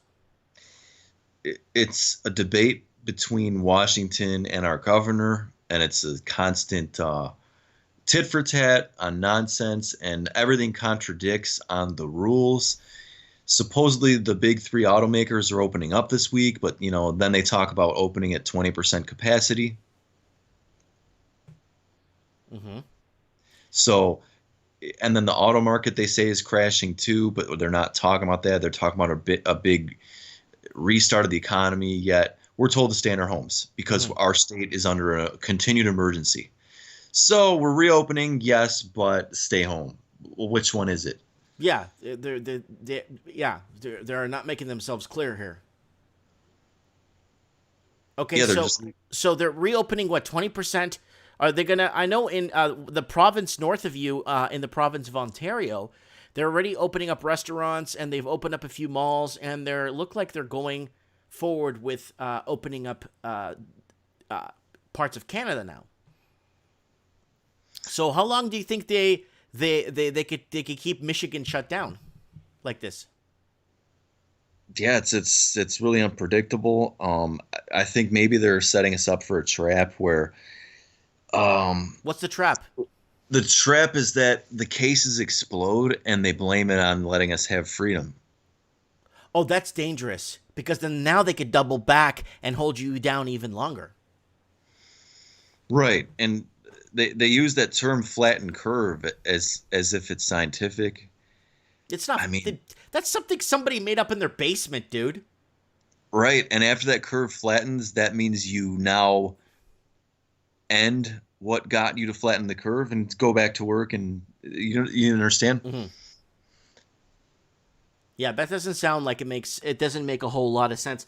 But this is dangerous because what they could do is they could easily double back later and say, "See, we told you we couldn't open the economy." Okay. And then in the comments, can anyone tell us what's going on in Ontario? Because I can't go there now. Oh, Kia saying, "No, Mike, that's not true in Ontario. Very limited stores." Okay, so I'm hearing something else from somebody guy who knows some guy whose best friend's girlfriend told him something. If somebody could tell me what's happening.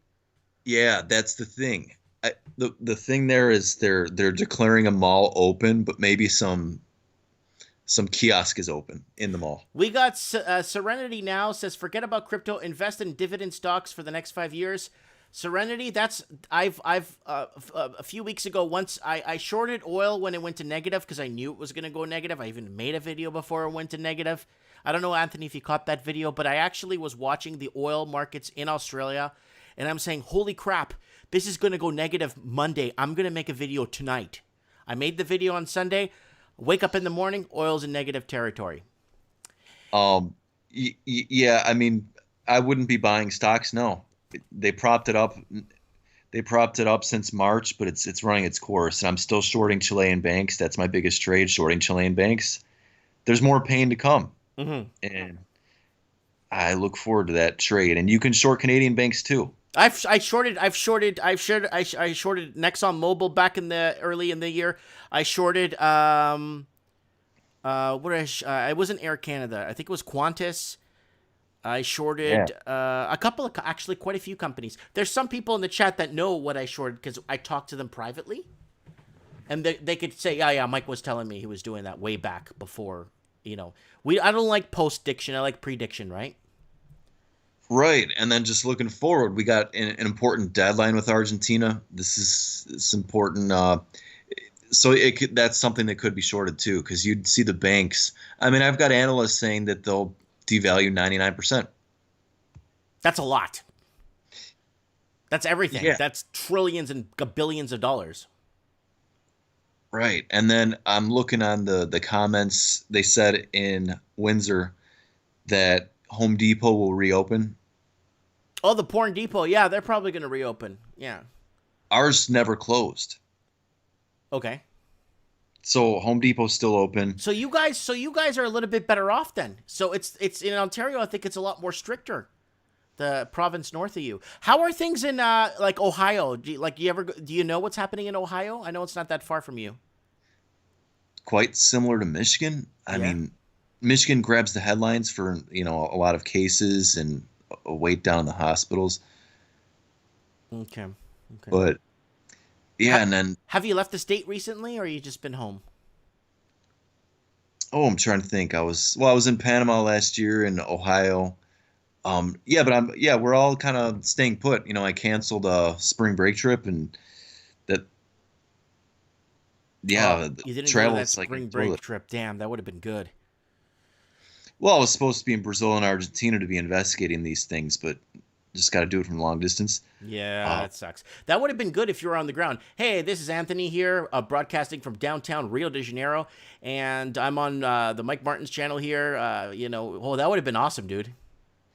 Right. I mean, last year in Panama, like I learned that there was such a bad recession there that landlords were negotiating lower rent for the tenants, and everything was kind of getting to a standstill. And the restaurants, so many of them were empty, except for kind of a few like American tourists. Mm-hmm. And then now this is just piling on that Latin American misery. Yeah. Yep. Latin American. So I sent. Do you got any more articles I sent, or? Let me see what else we got here. Or I sent a video. Let me see. Is it a YouTube video? If it is, if I play it, it'll flag it, right? Really?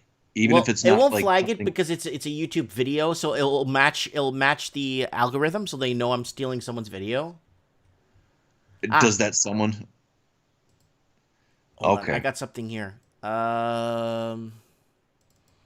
This one here is from Brazil, saying Bolsonaro diz para esperar que o PIB melhorar esperar do coronavirus. Espera do coronavirus. He's saying to wait out the virus and then. Yeah. So it looks like he's saying to wait out the virus, and it's been troubling the Brazilian economy. And I'm trying to read it through this sensor they have me on, so it's all gray, and then I'm trying to read it in Portuguese at the same time. He's saying wait for things to improve. I'm not, though. Yeah. His country's being flushed down the toilet. Yeah, that's scary, man. A country that big. But again, Right. there's... It's bigger than Canada. Yeah, it is. It definitely is, yeah. It definitely is bigger than Canada. So there it is there, guys, the article. All right. Yeah, all right, then, Anthony, I'm gonna let you go.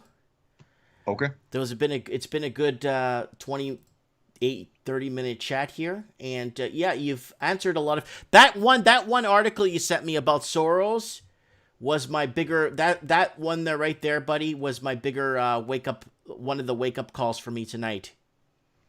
Well, anyway, we can spread around the knowledge, and then just one more thing. I mean, Go ahead. You talked about with the Raven about why does the media hate Trump? I've seen scant evidence of that. The most effed up things he's done, they've let him and applauded him. The $1 trillion deficits and the war in Syria, it all garnered applause from CNN. So we don't have government and opposition in America. We just have distraction. That's a good way to put it. Distraction. Yeah, That's. There's no opposition here. They don't obstruct him. All those. Do you think Vegetable Joe has a chance to win this thing? It wouldn't matter because they'd probably be grabbing them together and laughing about it after. Okay. We got two grabbers running. Okay. Fair enough. That makes perfect sense. Okay. But all right then. Well, we'll have you on the show again very soon. Anytime, just message me like you were messaging me here, so I know that you want to come on, and then I could just throw you on the show and send me the articles like you usually do, and we'll go over the whole scope of Latin America and what's happening in Central and what's happening there in Michigan too. Oh, sounds great. Yeah, and I look forward to seeing who else can call in and teach us about what's going on in their neck of the woods. Yeah. All right. You take care, brother. Later. Bye. That is our man Anthony from downtown Detroit, giving us a insight on what the heck is happening in his neck of the woods in the state of Michigan, and also giving us an insight on what's happening in. He's very heavily tied to Central America, in South America. He does speak some. I'm going to start speaking to him in Portuguese when I talk to him off the show. And Spanish too. I speak Mexican Spanish. I lived in Mexico for 2 years, and then I lived in Miami for a bunch of years. Okay, we got the Lost Canuck. What's up, Mario? Hey, Miguel, what's going on? Nada. What are you up to, buddy? Oh, I'm just trying to hide in the house somewhere so I can talk to you because I'm loving your show, brother. It's all positive, all positive. Oh yeah, the show is doing okay. So let You me see put me? you here on our guest. Go ahead, talk, buddy. What's going on? What's on your mind? Okay. First of all, I want people not to give up hope. Everybody thinks that I don't do a lot of studying. I've been on this, Mike, you know that, with politics and what's going on in the States and Canada and around the world, especially Italy. I don't know what's going on with Argentina, but when somebody says that Trump is part of this plot, I think people should shake their minds, because what I'm going to send you right now, if you look under, Mike, if you look under DOJ, which is the Department of Justice, if you look at all their actual court cases that are coming up, and just for an example, I'm going to give you breaking news right now. Go ahead, break it, man. Mr. Trudeau, through my opinion and through my whatever you want to call it, he's under house arrest. And if you guys don't, I put a picture up on my discussion on my YouTube channel that he's wearing an ankle bracelet. Yeah. Okay. So I'm going to give you an example of what happened, because Mr. Trump did what he said he was going to do. He's attacking the human trafficking. Just like I said in 2017, Anthony can look it up. He signed an executive order that if anybody gets caught with human trafficking or child, whatever you want to call it, I can't say it on the channel, you lose your assets. They freeze everything, Mike, land, house, cash, everything. That's why they hate him so much. So this guy is called, let me look it up right now. I wrote down his name. I just found this out this morning. Is Stefan Brofman. Okay? His whole company's been charged. It's not on the media. I'm going to send it to you tonight or tomorrow. You can read it. Is it in Newsletter? He's actually the guy that hid the money for Trudeau to fund him in his campaign. Wow. Okay? This is what's going on right now. People don't understand. Everybody's looking at this virus. Everybody's worried about the dollar to crash. Listen, people, wake up. Wake up. It's about children going missing, man. There's 800,000 kids gone missing a year. 800,000. And we're worried about, oh my God, there's not going to be money. There's not going to be this. Listen to me. If there's no food out there, no matter how much money you have and how much gold, how are you going to eat? That's right. You know, nobody looks at that. Everybody's worried about every other economy. Let me tell you something, and I'm going to say it right out flat. He's the only man that I've ever seen go in government that praises Jesus Christ. Okay, Mike? He praises him. I don't care if he's a sinner. I don't care. So am I. So are you. So is everybody listening. Just like when Jesus says, "Pick up the rock and throw it." Who's never sinned can throw the rock. Remember that saying? Yep, I remember that. Okay. He who is without sin cast the first stone. That's right. Exactly. God bless you said it. So I'm not criticizing anybody here. We're out here to talk tonight. I don't make fun of anybody, but you cannot tell me that this guy's part of the plan. Yeah, he's got his own plan. He's got the Q plan. He's got military intelligence. He's got 300 top Navy SEALs around him 24/7, or else he would be dead. I don't know if you guys heard, he's been attempted to get killed so many times. There's so many assassins after him because he's changing the world. He's changing the world, people. Wake up and smell the roses, man. He's saving kids. Those boats in New York, they weren't for the people in New York. They did a raid in the underground world. There are all children on there. Look at the pictures. But it just boggles me that people don't see this. And then you got this government of ours that's in his house. He comes out on that stew like he's God to give us an update. And I don't know if you've seen it. I was on his feed. You know, when you go on Facebook, Mike, and you see all the feeds that everybody's posting. He's a great leader. He's this and that. If you notice, I don't know if you saw my latest video. They're non-Canadians answering those questions. And when I say non-Canadians, they're probably fake accounts. Yeah. So I see that. I see that a lot. Yeah. Like, I don't know if you've been on my Facebook fan page lately. All my content is gone. I got 120,000 followers on my Facebook fan. 120,000. And all my content is missing. But it's unbelievable. It's unbelievable how you people don't look at the big picture here. Look at the small one first, and then you'll understand the big one.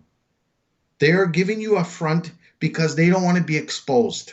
You know what's happening down there now. They're leaking out all this information about General Flynn. Hold on. Now, all this stuff is coming out with Russian collusion. It's all going to be public. They don't want that to get out. So Hold why on, would he Mario. do that? Someone's asking me, quite a few people are asking me about the ankle bracelet. I put up a photo here on my channel under community. If you go to community to the channel, there's a picture here, right here. So this is several photos that were taken. It could be conspiracy. It could be whatever. It is definitely a conspiracy because this is we're conspiratorying on something we're not sure of. But there's his ankle right there. And if you zoom in, this is like several photos right there where he's got this massive bulge. It could be something. I don't know. I don't know. Honestly, I don't think that's happening. I don't think it's true. But it could be something to look at is what I'm saying. But Well, yeah. I'm just taking the facts. I don't care about the ankle bracelet. No. I'm talking about because people in the comments are asking me about that.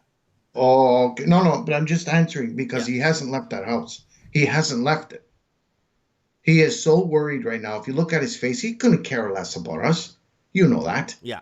He's worried about his own tail. Yeah. You know, and people don't understand. You remember when we had the basketball with the Raptors when Obama came here? Mm-hmm. Do you remember that? Yes, I do. Okay. So what do you think Obama went to talk to him about? Same thing. He wasn't a president. He had no power here now. Mm-hmm. But he's coming over to talk about other things because they're all under investigation now.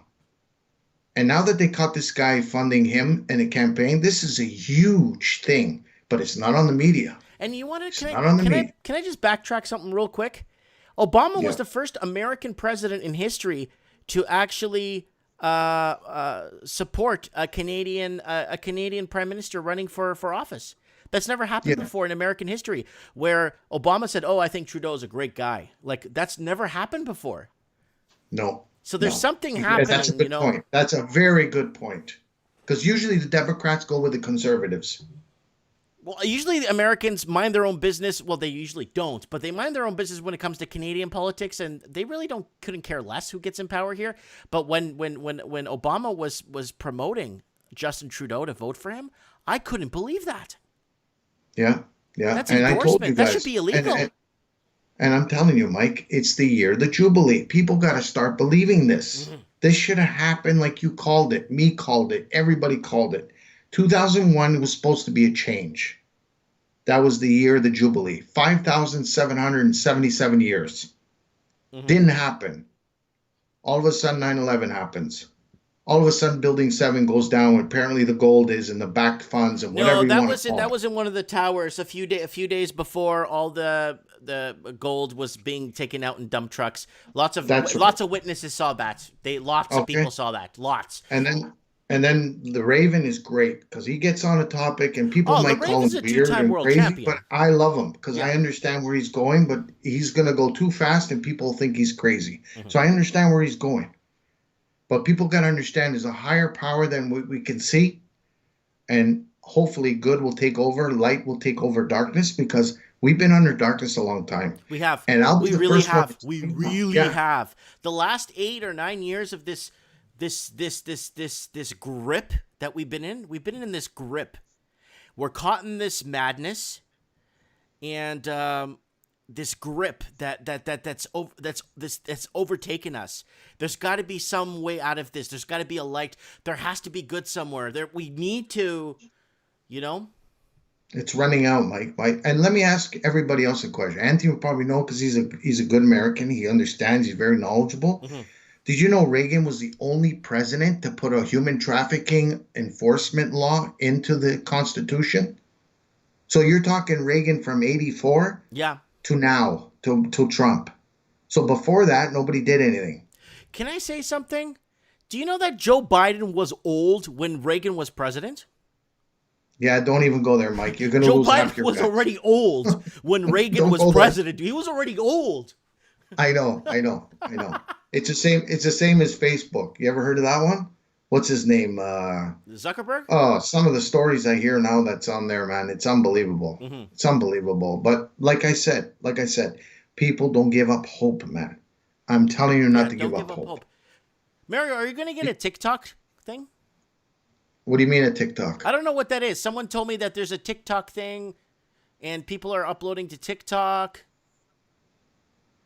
I don't know, man. We're I old, tried buddy. a We're old school, man. We don't know this TikTok thing, man. no. I tried a new channel. You saw it. I named it, and I have no problems right now. So I'm just gonna post a bunch of stuff. I'm gonna start posting the human trafficking, all the charges that are Yeah, coming out of guys, the don't forget to woodworks. subscribe. Mario, can you send me a link? Put a link in the comments in the live I will. comments so we I can will. subscribe to you. I Look, will. Mario, I wanted to ask. There was something I wanted to ask you last time you were on. I totally forgot, and now I forgot it again. I had it on the tip of my tongue to tell you. Oh yeah, that on my channel, people have tried to sue me too. Yeah, but you're different because you got to understand me because I'm touching subjects that I know about. And when I say I know about it, Mike, I work there. Oh, okay. So disclosure agreements, That's stuff like right. that. And I won the Okay, one okay. case. I lost one, Because I but get it people doesn't saying, matter. "Oh, I'm gonna sue you. You filmed my house." I'm like, "I'll give you my Visa number. Send me the stuff with tracking because I want to read this on my channel." And then you don't send me No, nothing. the judge said they can't sue you if you're on federal land and you're taping. As long as you don't tape their face, Mhm. you can tape their house, you can tape their car, as long as you don't put their license plate on there Yeah.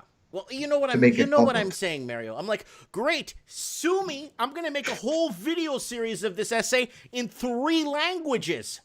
No, God bless you, man. God bless you. But it's unbelievable. Mike, I'll be the first one to tell you. Know what's the next epidemic this summer? What is it? I already know what's going to come out. So I'm everybody that's scared on to your ask channel, you. it's going to be hornets. Oh my It's god. going to be hornets, dangerous hornets. Because the California, and by the way, like I told you last channel, and Anthony can look it up, Arizona got nailed now. Arizona Democrats are getting investigated under fraud in voting. Mm-hmm. It's at the DOJ level now. So that's going through. Continue. Okay? So, yeah, because they want mail-in orders now. That's what the Democrats want in the States. They want people to mail in because there's a lot of fraudulent names there. There's millions. And he's trying to stop it. So take for example, the man that I call genius. I don't care anybody tells me on the system. I don't really care. Because he's going to try to bankrupt probably the Postal Service right now to shut them down. So then you can't have mail-in service. But I believe there's not going to be an election. I believe that what's going to happen is they are going to shut down the Democrats. They're going to charge them all before the election. Because think about it. If this guy would do that tomorrow morning, there'd be riots. There'd be riots in the States. It doesn't matter if they like the Democrats. It doesn't matter. At the end of the day, the Democrats and Republicans, Anthony's right on there. They were poisoned for years until they got a leader that's not getting paid, till they got a leader that's changing things. He doesn't care. No, Anthony about was what- right. It's a big distraction. Yeah. But the problem is now he's the big distraction. But how He's do in you the feel way about not to Vegetable come Joe? after I know us. you don't want to talk about Vegetable Joe, but every time I bring up Vegetable Joe, you don't want to bring this up. It's like, I love it. You know what he I love reminds me of? You know when you go to a wedding, you got a drunk uncle that at the wedding that's a little bit too drunk, and he brings up the glass and he doesn't know what he's talking about. You know what I'm saying? Yeah. He reminds Or me he of one could of say those two guys. different languages, right? English and whatever he is, Portuguese, Italian, Spanish, and he mixes it. Yeah, that's right. No, your channel's great, Mike. I love it, and I hope you get up to 1 million. It's unbelievable how people don't Do you see know what's going. that you want to know? You're never gonna believe this, Mario. I'm not joking. Do you know that my channel is the most underperforming channel on YouTube? I know. I'm the only guy on the planet that has 4,300 videos, okay, with almost no subscribers, like 12,000. And not only that, I've lost 19,900 subscribers since I've had my channel. Oh, I believe it. So I've lost believe it. more subscribers than what I have subscribed to me now. So they're watching. This is watching the as we're worst talking. underperforming channel on YouTube. Guys, you are watching the most underperformed, the worst channel on YouTube by numbers. If you look at the demographic numbers of my channel, I've lost more subscribers than I've gained by And far. I'm going to tell you right now, buddy. Yeah. We'll be the first channel to tell you if you guys got cash in the bank, you better go take it out. Take it out, man. Take it out, I say. I'm telling you guys right now, go take it out. Go take it out because I think what's going to happen, the next move they're going to do to try to shut down any fight for democracy is, guess what? Our funds. Well, So if they're they going to shut freeze down it, all the if they banks. freeze it and they go crypto and then they go to negative rates, that's what I said with the Raven. Yeah, that, or they're going to just shut it down so you got no access to it. You have to beg for it. So I told my wife this morning, I said, please make an appointment next week. We're going. We're off. We're going to go and take it out in cash. I don't Cash care. money. Yeah. And then I'll put it away. I'll go down to Richmond Hill and I'll go buy my gold. Yo, dude, listen, before you do that, listen. We got to discuss TikTok. I don't know what this stuff is, but we got to look into this. This could be the next big thing. Oh, you're talking about shares and stuff. No, TikTok. To get. I don't even know what that is. I don't know what you're talking about. But I don't know what I'm talking about either. Videos on YouTube. Huh? It's a bunch of guys that did videos on YouTube. Is that what it is? Are they pouring gravy down their pants? I don't know, man. They do stupid things and they get 1 million people, Mike. That's what bothers me. No. I saw this guy putting peanut butter on his head. He got 13 million views. There you go. There you go. There you go. But like I said, Mike, it's I don't want people to give up hope. There's a lot of things happening behind the scenes. Mm-hmm. Nobody's talking about it. You notice Hollywood's not making movies right now? They could be 6 feet apart. Oh, you know what? I'm going to be really... I love China. Listen to me, Mario, and you're going to be proud of me when I tell you this. Do you know what I've been doing with my son? Around 8:30, 9 o'clock, everyone goes to bed early, whatever. But I stay back with my son. You know what we've been watching? We've been watching a different movie every night. We saw all the Rocky movies. Beautiful. Oh, he loves Philadelphia. He wants to go to those stairs and climb them and jump up top. He wants to go see the Rocky Marciano statue. So we've watched all the Rocky movies. Then he's asking me questions about boxing. How does this work? Why is he going to Russia? Stuff like that, right? And then we saw a couple of Rambo movies. We saw some movies like the early 80s. And my son is learning from how things were back in the day and how things weren't so politically correct and people, made fun of each other as a joke and just people, laughed with each other and loved each other. You know what I'm saying? Yeah. If you look at Paulie, Paulie, Rocky's brother-in-law. Brother-in-law, that's right. If you took Rocky 1, 2, and 3, his attitude in the movie, it wouldn't be politically correct today. They wouldn't even allow that today. Because you're right. It's like Archie Bunker. Same thing. They wouldn't allow it in today's society. But Anthony wants to know what's going on, and you do, and all your viewers want to know what's going on in Ontario. Mm-hmm. Okay? I'm going to tell Anthony something, and all his guys can look at it. They can go on Thursday, last week, that he posted that he didn't want to open anything. He had a calendar, but he's not going with the calendar. You guys can look at his YouTube press conference. Mm-hmm. And he says, get ready, Ontario, we're going to move. It's not going to be this week. We're going to plan it. We have to do it right, whatever he wanted to use those words. Mm-hmm. I wrote a letter to the General of Canada. Yeah. I told you about this. You told me, yeah. Thursday night. I'm going to post it on my YouTube channel. I sent it out to him saying that you cannot stop us from our liberty, our freedom, and under our BNA Act, which is our Constitution. That's right. And I printed it out, and I gave him the and he cannot put an epidemic or emergency crisis over our Constitution. Mm-hmm. So what happened was the next day, guess what? He started opening up things. Well, they have to start opening up things. You go. We can't keep this like this because people are just going to lose their minds. I think Andy was right in one way. They're doing it on purpose to make us lose our mind, create chaos.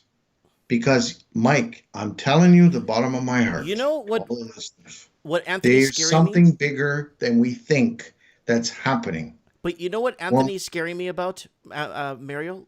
One thing he told me that's scaring the crap out of me?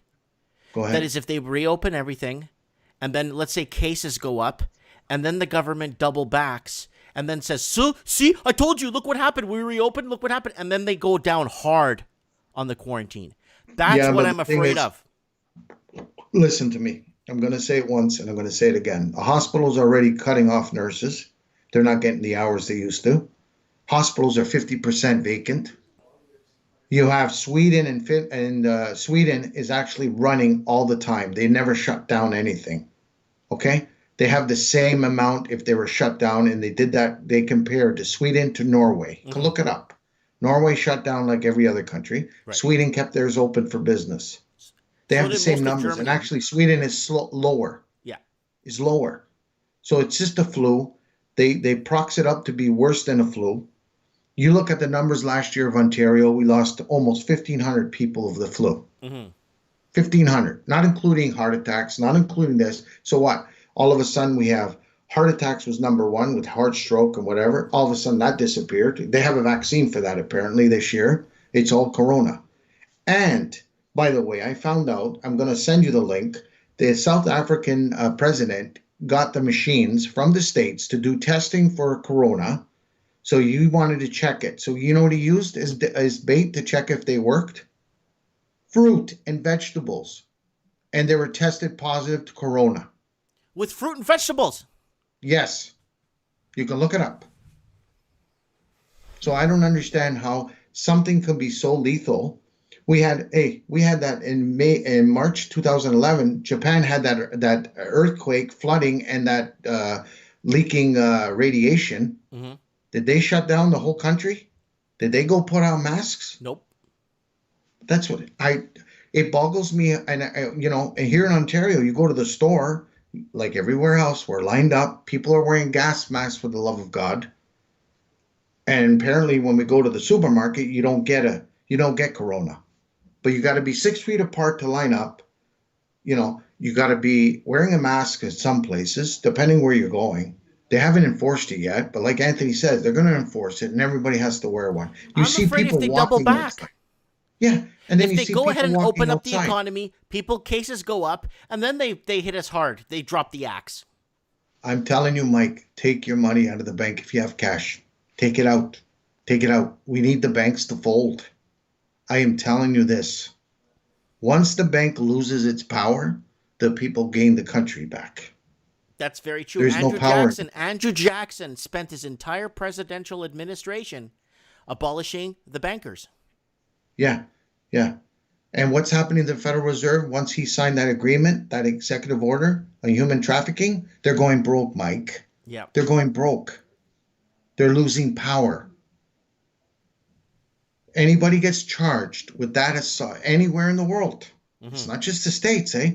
That's an executive order. Yeah. That's under military law now. You get charged with that, and it links to the States, and even in the instant degree of 1%, you are nailed. I wish they could do that for money laundering. Well, they're there. They're getting there. But I think the most important thing is he wants to protect the children, and God bless him, because that's what I would do the same thing. Mm-hmm. You have no idea what kind of rituals these sick people do, man. Mm-hmm. No, you have no idea. Mike, I've been on this for years. I need you to, on your new channel, you need to discuss the pensions, because I know right now, because you talked about the Postal Service in America. I think the Postal Service will go bankrupt under its pension obligations on its own. Yes, it will. It's beyond, you know what I'm saying? So, and you got Chicago with 5 layers of government. Yeah. 5 layers of government, and they're on the hook for 60% of the state's GDP. Of the 60% of the gross income of the state goes to pension obligation. 60%. Yeah, but you know what? I don't think the states are going to be that bad. And I'm going to explain to you so Anthony can hear this too. They are going after a lot of corporations right now, and they're getting settled in court. So they're getting millions. I'm not talking 10 million, Mike. I'm talking like 100 millions. Okay? I'll give you one example. FIFA is already getting nailed again. You could look under DOJ, Mike, when you get off. Look under FIFA. They got nailed again for laundering money. To officials, to big time. They've been match fixing soccer since I don't even know, since World War II. Yeah, and it's sick. It's such a great sport, and you're looking at that. Number one. Number two is you got the Michigan. I think Anthony knows this one. The Michigan Teamsters are asking Congress to bail out their pension. Okay. Mm-hmm. You got the place where I worked at. Can't say the name, so help me God. Biggest construction union in North America. They're underfunded big time. Big time. Well, they took their money to the casinos, and the casinos are called the stock market. That's right. Good man. So we're losing that. We're losing pensions contributions now as we speak. There's nothing going in. We have unemployment rate at 15 to 20% right now. Highest it's ever been in Canada. The highest. Oh, because of the corona. Let me ask you something, Mike. when you're running a business like your household, like everybody else is, and you're not working for a few months, but you can still carry your mortgage and your payments of your cars and everything because you put the money away in a rainy day. Right. So you go back to work. Rainy day fund. Why is it that a lot of these businesses cannot survive? They can't. They're strapped, and I'll tell you why. I'm really close with my accountant. My accountant is actually like, we're friends, and he tells me that there's companies that he knows of that make like anywhere from $100 to $150 million a year gross. Okay, and they have troubles to scramble $5,000 together. Oh, I know that. It's really hard. I know. It's all over. Because the government is just pulling them on every angle, whether it's property tax, whether it's readmittance from your wages. You know, it costs more money to hire somebody to pay. You have to pay the government more money to hire that person than what the person makes in readmittance. That's right. That's right. And look what happened to Ghana. Did you hear what happened to Ghana, the president? He made a speech right in front of that loser in France. He wants to pull out. He wants to pull out. Yeah. And you should have saw his face. You should have saw his face. You got to look that one up when you get off. Yeah. That one's unbelievable. Unbelievable. And things are happening. Japan pulled away from China. Uh-huh. Okay. China wants to go to war because, of course, the Democrats are feeding it to go to war. I don't even think it's that big. With the Democrats, I think it has a lot to do with the people in China. I think want to take their country back. Yeah, they want to take their country back. I think that's what it is. I think the Chinese people are tired of this crap, and I would be too. If I was if I was a mule, if I was a mule carrying a cart around my entire life, now I have a social credit score, and then I have this. What's that other thing? A social credit score, and now I have a social work score that judges how many days I lose work and stuff, and then I can't get a plane ticket to visit my mom because I'm not allowed because I've been a bad citizen. It's done. It's done. I'm sorry. Yeah, and here's the other one.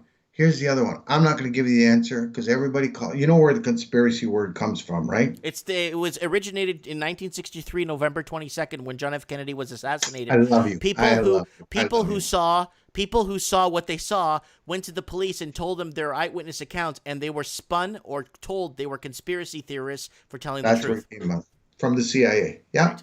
Exactly. So why wouldn't Miss Obama run for an election or be vice president? That's a question I want to ask everybody, even Anthony. I'll ask him. And I know what the answer is. And I know Trump has it in his back pocket ready to lease shit. So this is how it is. It's not that they're working together. It's they're going after him and using the people to go after him and the media to go after him, because nowhere in history have we ever had a president get treated like this. No, that's true. I can back that. I know that Harry S. Truman was treated pretty bad, not that bad, but you know. And then we didn't have presidents like Richard Milhouse Nixon during the Watergate scandal, right? And then you had like other presidents that were treated pretty bad. But like I told you, man, don't give up faith, man. No, man, because things are gonna change. They're gonna change, and get ready. That's correct. Because this is a war that's been needed a long time ago, and now it's coming in 2020, and things are going to start changing. People, there's not going to be an election in November in the States. Mark my words. There ain't going to be an election. Okay, well, we'll see that. We'll see that. Because I know you're good friends with Vegetable Joe, so you know. And the funny thing is, when Reagan was president, Joe Biden was already old. Yeah. That's scary. Yeah. I know. And what happened to John McCain, eh? What happened to George Senior Bush? No, the one I can't get over is the guy that was running against George Walker Bush that was going to win the presidency, the next John F. Kennedy. What was it? Oh God. Ross Perot. Please. Ross Perot. Yeah. He would have fixed America good. Because he didn't need the money. He wanted to be the next Kennedy, man. But then he got threatened, and he had to step down. And he was winning. Yeah. He was winning the election. Well, that's what I mean. You can't just you're the president. You can't just do what everybody thinks. It takes time, strategy, planning. Like, it's unbelievable what he's done. And I know for a fact they're attacking the human trafficking. That's why they're all pissed off. Yeah. That's why Hollywood shut down. What happened to Tom Hanks? Disappeared. Disappeared. I thought he went to Bangladesh. No. Apparently he went to Australia somewhere with his wife, but he's probably in Cuba under the cells. Who knows? Who knows? Yeah, just like Trudeau, buddy. They're not moving. Something's happening, and it's all gonna float to the top soon enough. Yeah, yeah. And the other thing I want you to look at, Mike, when you get off, look at the international courts in Brussels, and see how many people got charged under the Aboriginal kids gone missing and trafficking. And guess who's one of them? Stephen Harper. Really? Yeah. You guys can look it up when you get off. Look at the International Courts of Canada, I'm Netherlands. I might make a video Yeah. on it tomorrow or something.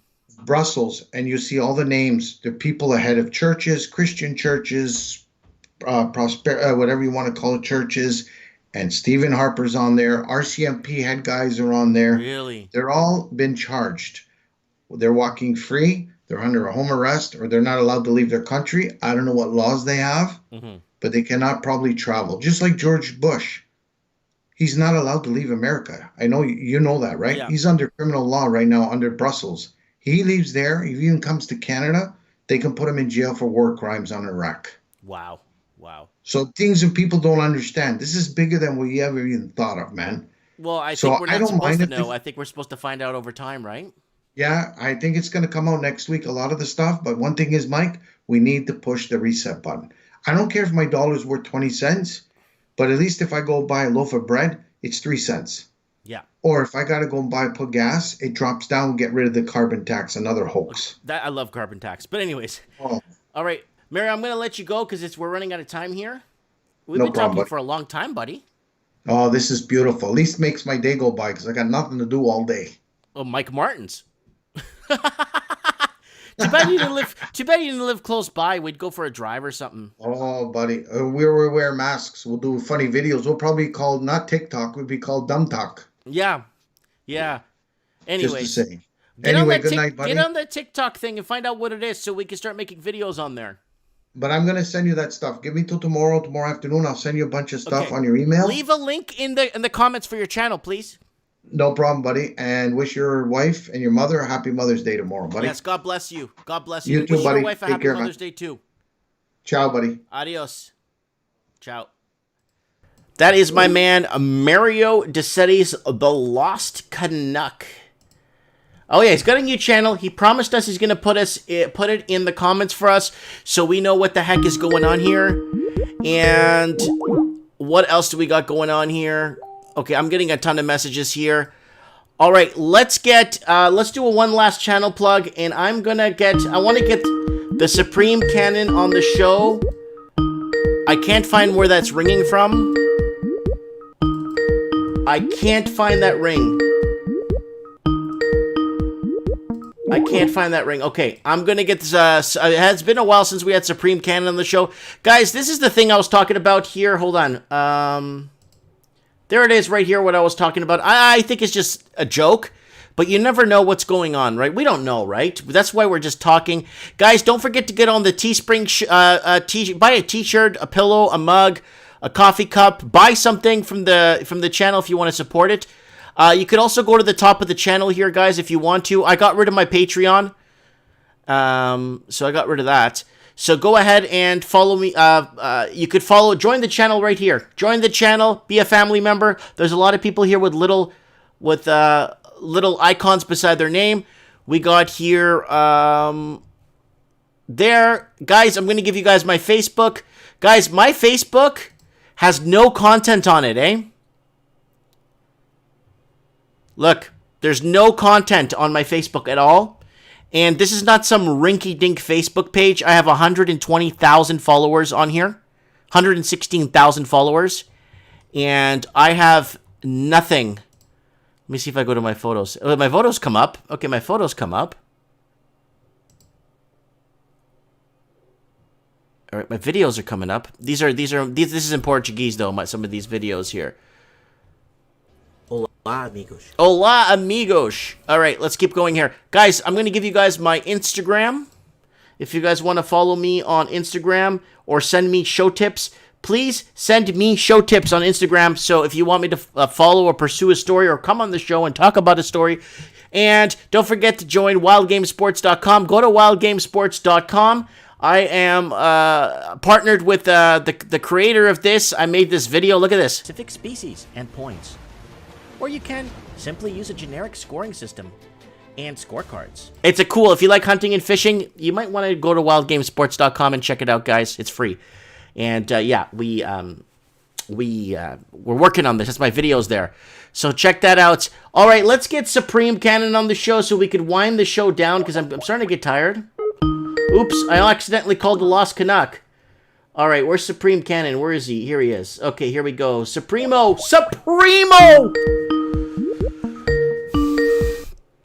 Mike, hey everybody. What's up, buddy? How you doing, my brother?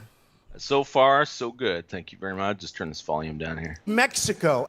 Okay, man, What? wind down the show, buddy. I'm getting tired. Tell us. Now, tonight is about over borrowing. These countries are borrowing way too much money.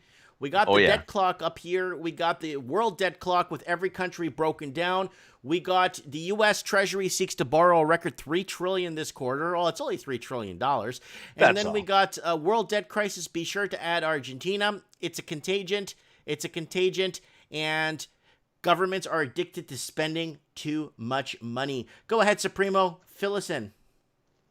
Well, nobody has a choice, do they? You had a domino effect when all the big economies started to close down for this virus, so everybody had to play the game, right? I don't think this virus is a hoax. I think it's real, but I do think that a lot of us have had it already. Okay, I mean, you've talked about being sick. I have too. Lots of people have talked about that, so it's certainly not impossible. But the problem is if this has a foreign origin, okay, and it's not the natural flu that we expect to get every year, which is just one of the normal risks of being alive. Every government in the world is exposing themselves to potentially a century worth of class action lawsuits if this was something weaponized and allowed to go through the population. So there was no choice in this instance. I think that's why governments shut down their economies, because if it wasn't an act of war, then it was an act of monumental stupidity. My vote is for evil.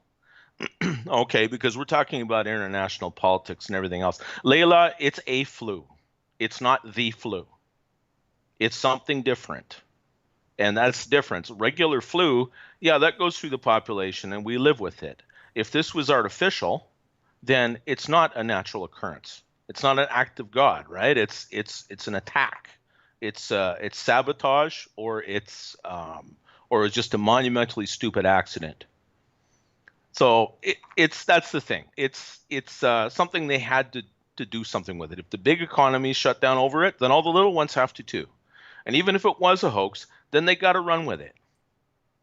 Everyone has to run with it. Everyone has to pretend this thing is the Andromeda strain and act accordingly. And now it's a matter of, you can't get straight answers about this thing. For every person saying it's just the flu, you got people saying, no, I'm an ER nurse and there's people drowning in their own fluids. Don't talk that way. I don't know, and neither do you. And I'm talking to everybody on this stream. Nobody knows for sure. Did you notice, Supreme, that... Period.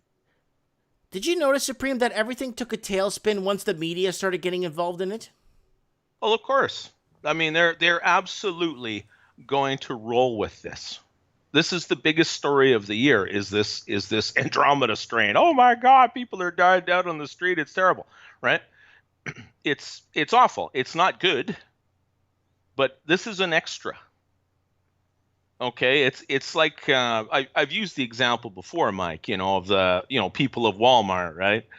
The guy weighs 300 pounds and he needs a scooter to get around. He's got type 2 diabetes and he smokes a pack a day. He's got one foot in the grave and one on a banana peel. Okay, but somebody walks up to him and unloads a pistol. Hello? Into his chest. Well, it's murder. Hello, Supreme, you're breaking up, buddy. Hello, Mike. Yeah, okay, there you are. You're back. Okay. Okay, good. All right. Yeah, no, they have to deal with it. And if the big economies of the world, in other words, China and then the U.S., okay, and Russia, if they're reacting to it, then every other economy in the world doesn't have a choice. because and this again, I'm going to take this full circle around to this debt and this financial situation that we're in. If this causes a rolling air bubble, a void, an air pocket in the supply chain of the entire world, then this financial crash that we've been expecting for years becomes inevitable. And the only way that you're going to protect your economies and your people, or buy yourself some time if you're a politician, is you're going to turn the key off on your economy. That's all. Yeah. Blunt news. I don't know who to believe. Okay, because I'm hearing all this contradictory information. I'm sure you do too. Okay, that's all. The truth will come out. We'll all know. I officially fell off the cliff with this when the mainstream media started to jump in like stormtroopers into Poland, and I'm like, no, that's not going to fly. I just stopped following it altogether. It's like, whatever. Mm-hmm. Yeah. Yeah, Red Pill Gary, I'm leaning towards that myself. It probably was, there were a bunch of CIA agents and such that were executed, but I don't think they got all of the assets. I think that this release of this virus in Wuhan had everything to do with the American election. Because as I've said, and I continue to maintain, and I did catch most of what Mario said, there is a civil war going on behind the scenes among the elites. I'm not saying it's white hats versus black hats. I'm not prepared to go there. Or the white rose and the red roses. The wars of the roses, exactly. Yeah. But yes, there is a struggle going on, and it should be fairly obvious by now. To me, it should be fairly obvious. The only way that anybody was going to buy time from this economic tsunami that was about to go over the world because of the economic shutdowns was everybody else had to shut down and play the game. Now, the only way that you're going to get money flowing into the economies when things start to open up again is, everyone's got to borrow money and cut great big checks. But when everybody's doing it, that increases the likelihood that we're going to have some kind of monetary reset. Okay, so it's going to be one of two. You're going to have the special drawing rights from the IMF, okay, or you're going to have somebody say, screw this, we're going to gold. Yeah. Now, I kind of wanted to ask you. I wanted to ask you a couple of questions when you came on tonight. One, a lot of people don't understand. Like, we get a lot of discussion about starting a gold-backed currency. Andrew Jackson was one of the better presidents for basically getting rid of the banking cartel and that snake with 30 heads, and basically spending his entire administration getting rid of the banks because the banks were just. Yeah, they were evil, but they were just impoverishing the population, right? Yes, then they were. America had some time to heal. They went on a gold standard. Everything started to go back to normal after Old Hickory passed on. And now the problem is Woodrow Wilson signs in this other act. All this other stuff goes into place just around the end of World War II. Then they're taxing people's wages, and now the gold standard is slowly starting to diminish and kind of becoming more of a fractional way of setting up the currency until it was fully taken off in 1971. But now, let me ask you this question here. If we went back onto the gold standard overnight, I'm thinking that this will impoverish a lot of lower middle class people will be taken right out financially. I think what would happen, I am for the gold standard and silver standard. I truly am. I believe in intrinsic currency. I believe in minted currency, not printed. But my question is, would going on a gold standard overnight impoverish a majority of the people? Well, where the debts are concerned. Yes. Okay. Everyone, if you're going to have a new currency standard, whether it's gold, whether it's special drawing rights, whether it's some kind of crypto, if it's going to be in a limited quantity, then you can't expand the money supply. So obviously there's a reluctance to move to something backed by something real, right? Because that limits government's opportunities to do that. So I think the only way you're going to get an agreement is if you I've heard it explained several times. There was a long video. It was actually on VHS. That's how long ago it was in the 1990s, called The Money Masters. I read where that he book. talked. And it was a video as well. and he was talking about how when you move to a greenback, okay, as opposed which is what Kennedy tried to do. Okay, That's correct. It wasn't necessarily going to be gold backed, although the gold standard still applied at that time. But what was going to happen is you had greenbacks of a specified quantity only, issued by the Treasury, interest free. And at that point in time, any debt that was on the books would be revalued at a fraction of what it already was. So people's obligations would still be met. Okay, but it would be at the new value of the currency. So people that have bought a bunch of debt, be it government debt, corporate debt, personal debt, what have you, okay, they're going to take a hit on it, but they're still going to be compensated with money that now has a definite fixed value to it. Plus, in a case like that, now you can let interest rates rise to where they should be, because you're not going to have the collapse that we would be expecting otherwise. If interest rates went to where their actual market value should be right now, they'd probably spike to 10% just based on overnight lending rates, right? And that whole repo market. And factoring out how much money is already out there too. That's right. That would collapse the economy, because a debt-based money system, when a whole bunch of debt goes bluey, well, then any cash you have in your pocket, suddenly it doubles in purchasing power, right? Right. We went from a gold-backed currency to a fiat currency-backed system. So we're no longer minting currency. We are just printing. We're printing, but the amount of actual money, debt money out there is still multiples of the actual paper itself. Right. We don't really have a paper system. It goes back, Supreme, to how I was saying that for every gold contract that there's out there, for every ounce of gold, there's 800 contracts out there for 1 ounce of gold. That's right. Yeah. All of that would have to stop too. Yeah. But what you would have to do is the system would have to collapse. And this is the thing. If you went to a gold-backed currency, the price is going to have to be high enough to be able to settle all of these contracts that won't be deliverable. That's right. Right. I mean, and in the end, that's what would happen anyway. But then that kicks into impoverishing the lower middle class completely. Well, the middle class is a fiction anyway, isn't it? I mean, the middle class is just how big of payments can you afford to make. The middle class is a joke. It's a vapor. It's not happening. Right. I mean, middle class now with housing prices the way they are, it's a working wages poor and all class. the rest of it. It's a working poor class. It's just a matter of, okay, how big of payments can you afford to make? If you're making 6 figures, well, that means you can make, big baller payments as opposed to someone who's making mid 5 figures, right? Mm-hmm. It's still relative, but you're still running on that treadmill making payments forever. And most of it is because of interest rates. If interest rates were allowed to move up and down with the market, we wouldn't have half the problems we have now. Interest rates right now going to 6 or 7% would collapse the global economy.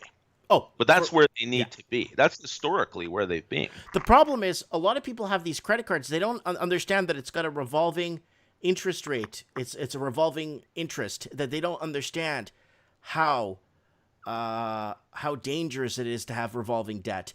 You could take your entire life to pay off a basic $5,000 credit card if you're not careful, That's right. I have maintained that the worst plastic pollution on the planet is the credit card. Oh, because it's destroyed the planet. They're handcuffs is what they are. That's exactly what they are, but they're golden handcuffs and they're fuzzy, They're fuzzy golden handcuffs, they're kind of kinky. Holy cow, I can live like a baller with this little piece of plastic. For a whole 3 months. How many thousands of these container loads of crap coming from China were bought with plastic with the conjured up money that will probably never be paid? It's just ridiculous. You've put trillions of dollars of purchasing power into the hands of people with a public school education, and this is what you get. And this is how those people want it. They want you to be a slave. Every once in a while you have a crash, right? And they got to write off some debt, but it doesn't matter. They're making 20, 30, 40% on their money. They can afford that. They can afford that risk. Bander one is saying in the comments to look at the article. Now, he's actually bringing up an article that I made a video of today. So let's go to it now. Article scan. Let's go to the article I did today. And this is a really good one. And I don't know who they're trying to pull the wool over on what eyes, but here it is here. Chinese Well, listen, are you ready to laugh, Supreme? I don't think you saw this video today. You ready for this? Sure, I could use a laugh. Chinese Betcha. buyers abandon Australian property replaced by U.S. investors. I couldn't stop laughing when I read that. Beautiful. Yeah, I'm going to beautiful. sell my $160,000 house in Miami Beach and move to Australia and buy a one-bedroom condo for $1.4 million. Yeah. Yeah, crazy. Okay, now Crazy. let me Well, go to mind you, the people the that second find question I national wanted to state. ask Go you ahead. tonight. It's kind of an important one because I'm feeling this happening. I'm really feeling this. I'm feeling the Chinese people taking back their country. I feel a lot of people don't know. A lot of people, like, I hope I don't have to argue with you on this one, Supreme, but I'm a true believer that World War II started in 1931 when Japan invaded Manchuria.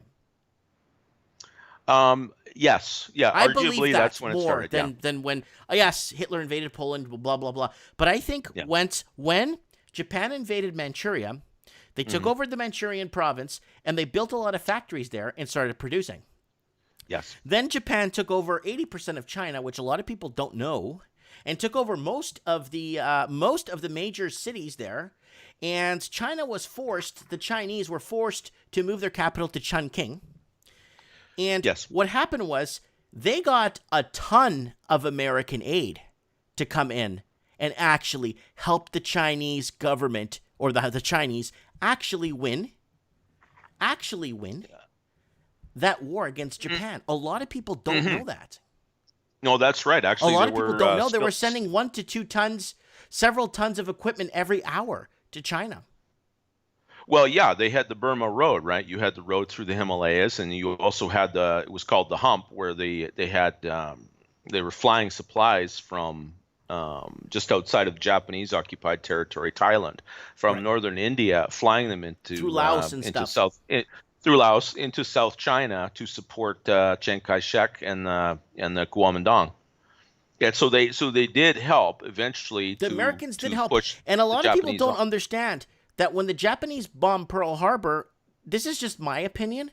I believe that the Japanese did that out of spite to get the Americans to ease off the China intervention with helping China go against the Japanese. A lot of people don't know that America was at war with Japan for many years before. Well, it was an economic war primarily. It was. Because FDR, there was no popular sentiment to get involved in another war after the Great War. Okay, so if FDR wanted to get America involved in the war and at least try to save Britain, and the main reason why they go into these world wars is because Britain and France and these other nations, of course, had taken out huge loans with American banks in order to buy more war material. If they lose, okay, if Britain is overrun by Germany, okay, then that's the end of the British Empire, right? The head gets cut off the snake. That's the end of that. But the other thing is now the Germans have control of the city of London, right? They basically become twice the economic power they are already. That couldn't happen. So FDR wanted to intervene. So they cut off. They were the main supplier of crude oil to Japan. And scrap metal, too. And scrap metal. All Lots of kinds scrap metal. And crucial Japan bought materials. every ounce of scrap metal that was on American shores to fund that naval war machine they built. Yeah, that's right. Yeah. Now, there were limits. There was a Washington Naval Treaty in 1922, I believe. And it basically the Japanese agreed that they would build 2 ships for every 3 American and British ships, which still meant the Japanese, of course, could build a massive navy, but they wanted more, right? They were still very militaristic. Their atrocities in, like, the rape of Nanking in 1937, there was a lot of public anger about that in America and around the world, obviously, because it was ridiculous. But basically the point, Bander, you're right on it there. Yeah, they were down to about a 2-year supply of crude oil when the Americans embargoed them, so they had to either hit America and try to launch a preemptive strike against them, or in order to be able to invade Indonesia and the other places where there were oil fields in the Western Pacific, because there was no oil in Manchuria, and Japan has no resources to No, speak of. they built a bunch of factories, and those factories that the Japanese left behind, that the Russians didn't loot, a lot of those factories actually started the groundwork for Chinese production. Believe it or not, a lot of people don't know that. And, once Mao took over, Here's the problem with Mao: they had a choice to go democratic. They could have gone democratic, but they chose instead to go with communism. And somebody asked Mao back in the day. They asked him. They said, Mao, what do you think of free speech? He says, oh yeah, anyone could go say whatever they want. They could say whatever they feel like. They could write about it. They could make books about it. But they can't go against the people. Yeah, that's right. And who's the people? Mao Zedong is the people, right? Exactly. The People's Exactly. Party. And that was Yeah, his that's answer. right. So here's the deal. A lot of people don't know that China and Japan, a lot of people thought it was a little bit of scrimmage at sea, a little bit. They don't know that those cannons bombed Shanghai from the ocean. Those Japanese warships, you know?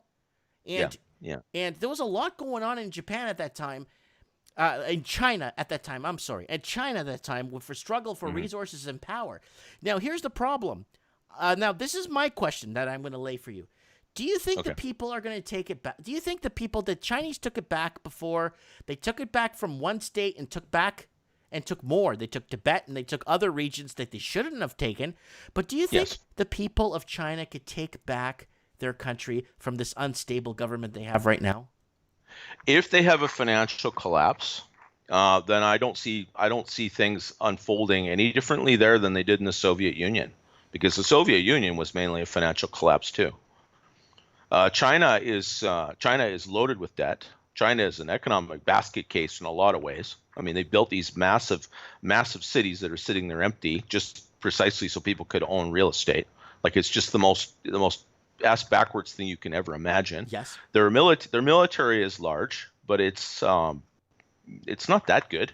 Their equipment is like you'd expect a communist country to be. The only reason they have the tech they have is because, well, they didn't steal it. I mean, it was handed to them. All these factories that were sent over there. It doesn't mean that they can't build decent stuff, but their quality control leaves a lot to be desired.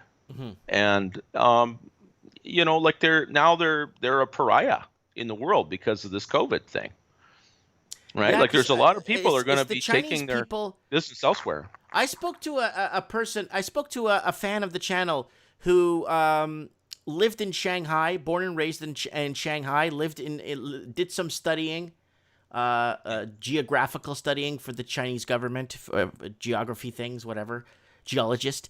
And he told me, he said, Mike, you know what? At a young age, a lot of us in China, and growing up in China, we're taught to hate the barbarians who are us at a young age. This guy's older though, but he's saying at a young age we're taught to hate, we're taught to this, we're taught to that, not to trust anybody type of thing at a young age. And I think the people there are getting to a point where social credit scores, this work credit score, this. All this crap. Oh, I can't take a plane because my wife, because I bought too many video games, so I can't take a plane anymore. Social credit score went down because I played too much video games, so I can't go visit my mom. Like, what the hell? People are just. So you're saying it's going to be more of an economic, just like the Iron Curtain was lifted when the Soviet Union went bankrupt? You see it happening that way more? Or do you see it happening more of the people saying, you know what, we had enough of this crap? Well, if this the disruption, the economic disruption from this COVID thing, which is real, whether the bug is or not, it's not that they don't have cards to play. And it's not like they aren't a massive power. But they're going to be a regional power. The Han Chinese, they don't have a history of democracy. They're not going to turn into the United States of China. No. Right? If the Communist Party collapses, they'll be replaced by somebody else. Right? They are fairly communal that way. Anybody who doesn't like that, well, they came to the West anyway. Right? They came to Canada or America, or they went to Europe or whatever, right? And they probably continue to do that unless opportunities exist for them to be able to stay in China. The big problem is, there's a massive surplus of young men because of this one-child policy. That's a vulnerability of theirs, right? Like you've got all these only sons that were raised by parents who were both working. They're spoiled rotten. They have a hell of a time getting their military, not to break down in tears. They have Army officers that order contract hits on each other. They have to be bribed to follow orders. This is a third world country. I mean, they've got a larger economy now, but it's still in many ways what we would consider a third world country. They're not westernized at all. It's just a Potemkin village. I mean, they've got big cities with lots of neon lights, and it's not that all of their stuff is junk, but they're not. Yeah, exactly, Ladrillo. Yeah, globalization gives power to China. Yeah, globalization is over. Globalization is dead on the vine. It might, there'll still be ships going back and forth across the Pacific, but this idea of everything being gutted out of the rest of the industrialized world and sent to China is dead on arrival. Yes. People are looking for the exit now, and if only for political reasons. But this right? Like breakdown in supply, huge corporations. Well, the breakdown in production and supply, that would actually be a good thing on the Chinese part, because then this could start getting people towards more of a balanced, becoming more of a balanced country in many other ways, I guess. You know what I'm saying? And giving the people back more. Well, they should. Yeah, well, they should be concentrating on letting their people accumulate some wealth of their own, definitely. It's a communist party insofar as it's a one-party state, but you have these special economic zones. The PLA, the Chinese army, right, owns factories, and they're keeping the profits, and they have the same slave laborers as everybody else. And that's they're not slave popular. labor I'm really against. You know what I'm saying? Right. We have Abafield in the comments saying, Absolutely. the Abafield saying the Chinese are too patriotic to rebel against their government. Well, I think if it came down to a situation where you had a collapse of the Chinese Communist Party and a civil war, I don't think they want to see that again, right? I agree with that. I think that they would rather have that, but I think that they're going to find other passive ways to resist. They might be okay with a social credit system. Part of the reason it was brought in is because you had a lot of people come from the hinterland.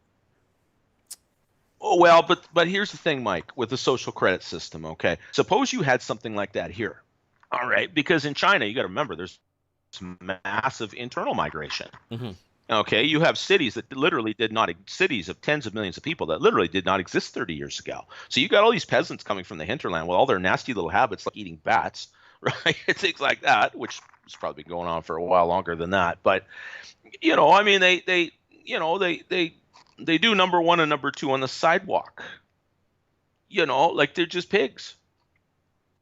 They're just country bumpkins walking around in this shiny new city, and people don't want that with their outdoor cafes. A lot of the reason you have social credit isn't just to ensure loyalty to the party or to suppress dissent. They're used to that. It's to keep the place clean and orderly. You know what I mean? Like it's kind of the wild, it's kind of the Wild West in a lot of ways, right? Plus you've got this, this hyper capitalism with all of the inequities that come with that as well, right? So it is to suppress dissent, but it's also to, you're going to have a massive destruction of wealth as it is if you don't maintain order.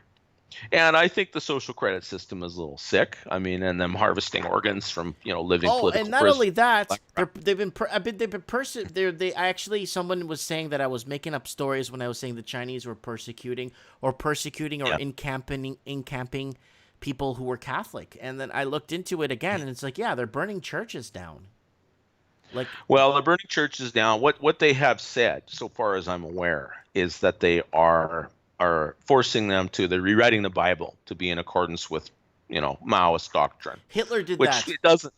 Well, he kind of did that too. Yeah, it's not going to fly. It's not going to work. People will just, okay, well, here's the one that we have in the pulpit, and then here's the one we actually read at home. Right? It's not going to fix anything. But they haven't actually cracked down that hard on Christians. It's mostly the Falun Gong and the Uyghurs, right? The Muslims, those people, the Tibetans, of course. But the Tibetans, they were fairly savage to the Han Chinese on their borders before 1959 too. Yes, they were. It's kind of like the Koreans, the Chinese and the Japanese neither of them really like Koreans, and I think Koreans hate everybody. Mm-hmm. You know what I mean? Like they're just, they've all got bad reputations with each other. We tend to think of them as this monolithic block. There are 100 different nationalities in what you call China. There is. It's like saying Europe's all white people. Well, no, if you told a German and a Ukrainian they were one and the same, they'd both turn and beat you. Mm-hmm. Right? No, that's why they're not. I keep calling myself a Portuguese. I'm a Portuguese citizen, right? Yeah. And we have we're different than England. We're different than, were, complete different histories, right? Absolutely, yeah. Yeah. So, yeah, exactly, yeah. And that goes back thousands of years. Hell, that goes back to Roman times. It does, actually.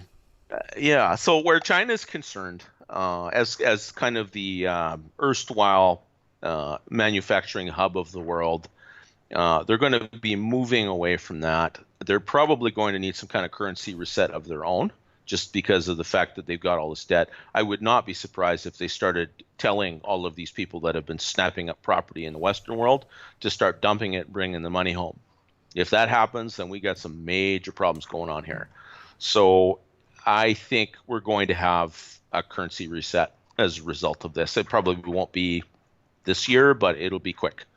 And if the world can't come to an accord, then the countries that have the gold will sit down, and have pizza and talk about doing something with it. I think we're going to have a reset because people aren't going to tolerate another 10 years of what we did have. So we got Bander one saying CPP actually allows religion. However, said religions have to follow their party parameters. You can't say anything against the CCP. Yeah, that's right. Yeah. So having a formal church or cathedral is one thing, but most of the growth of Christianity, for example, in China, was house churches. Mm-hmm. Right? It was just people meeting in someone's home. Right? Well, that's what Christians did right after. That's what Christians did right after the death of when Christ got crucified. A lot of them had to meet in secrecy because they were being hunted down and murdered. Well, that's right. They were, and they were also being turned in by the Pharisees, the same people who set up Christ for his political assassination. Right. Right. Yeah. That's right. That's how it was. It wasn't until Christianity basically got hijacked by the Roman emperor and then became the state religion, which was kind of a bait and switch, but it did work. Mm-hmm. It stopped. And there's so much layers on Christianity. There's so many layers on the onion now. Like the Raven says, they peel back the onion. Christianity, there's a message, but then there's so many layers on that onion now with so many things that, look what, Mike, how can you be a Christian? Look what the church is doing to children. Look what the church, that ain't my church. I don't follow any of that crap. I don't believe I don't even care what the Pope has to say.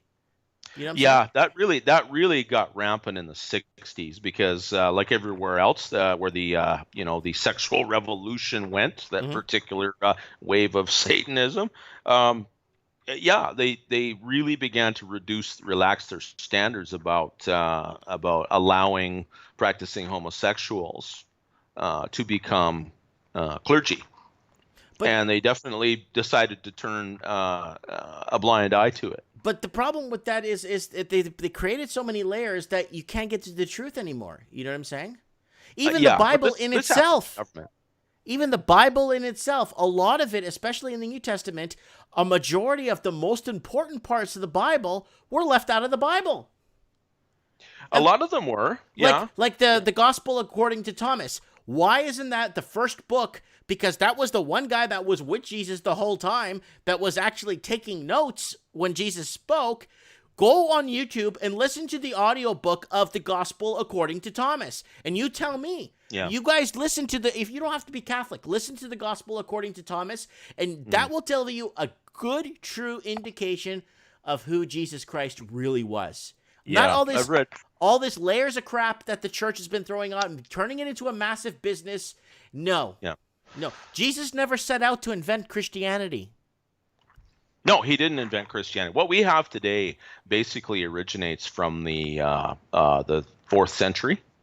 Okay, in its current organized form, and prior to that, and boy are we off topic, but it is relevant because obviously this has an effect all through history too, right? Mm-hmm. So we'll just run with this little rabbit hole for a second. Yeah, most of what Christ actually taught was pretty much purged from what we now call the church, probably by the end of the 2nd century. It didn't survive. You had, even at the time of the Apostle Paul, right before he was executed, he was writing letters to Timothy, right? And he was talking about how all the congregations he set up in Asia Minor were already off the rails. They weren't returning his calls and emails. They weren't talking to him anymore. And he's in prison in Rome. He can't intervene, right? Something had gone wrong. Something had gone way off the rails. So, yeah, most of what we've inherited came from, I'm guessing, the people who went off the rails. Yeah.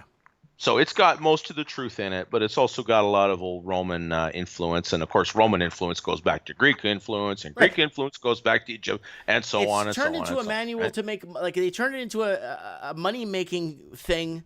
It's good to help the poor and stuff.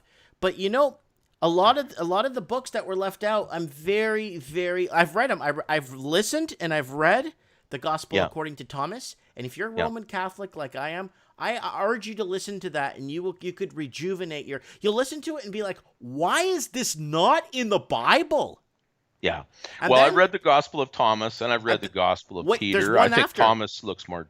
There's one after, but it's only I think it's 11 pages long. Okay. And it's the Gospel according to Mary Magdalene. Oh, okay. That was left out of the Bible too. Mind you, there's probably reasons for it, though. No, but if you read it, you see an angle of Christ that you're like, holy crap, now you start to figure out and connecting the dots why the church left out certain things, because it doesn't go with their status. You get what I'm saying? Sure. Well, exactly why they chose to put the books in that they did and leave certain ones out. I mean, the Old Testament refers to and we'll change the subject shortly, guys. It was the the book of Jasher, Sefer HaYashar. That book exists.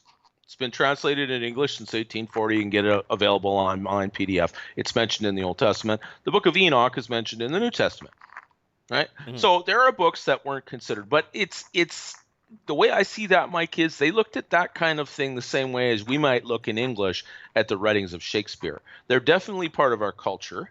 They're definitely part of our system of thought.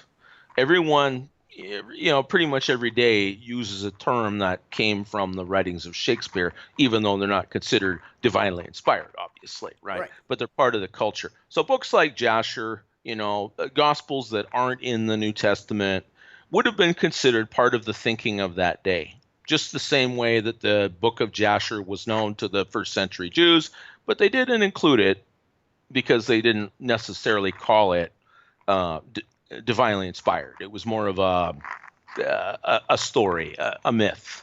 I'll use the term myth. Okay, mm-hmm. Myth is not just a fiction. It means more than that. But you see what I'm getting at. It's one of those things. Yeah, Raven, I want my rib back. Yeah. There's no warranty on that, buddy. Sorry. We don't get warranty. That's the one and done, my friend. Fudge the results because it's more profitable.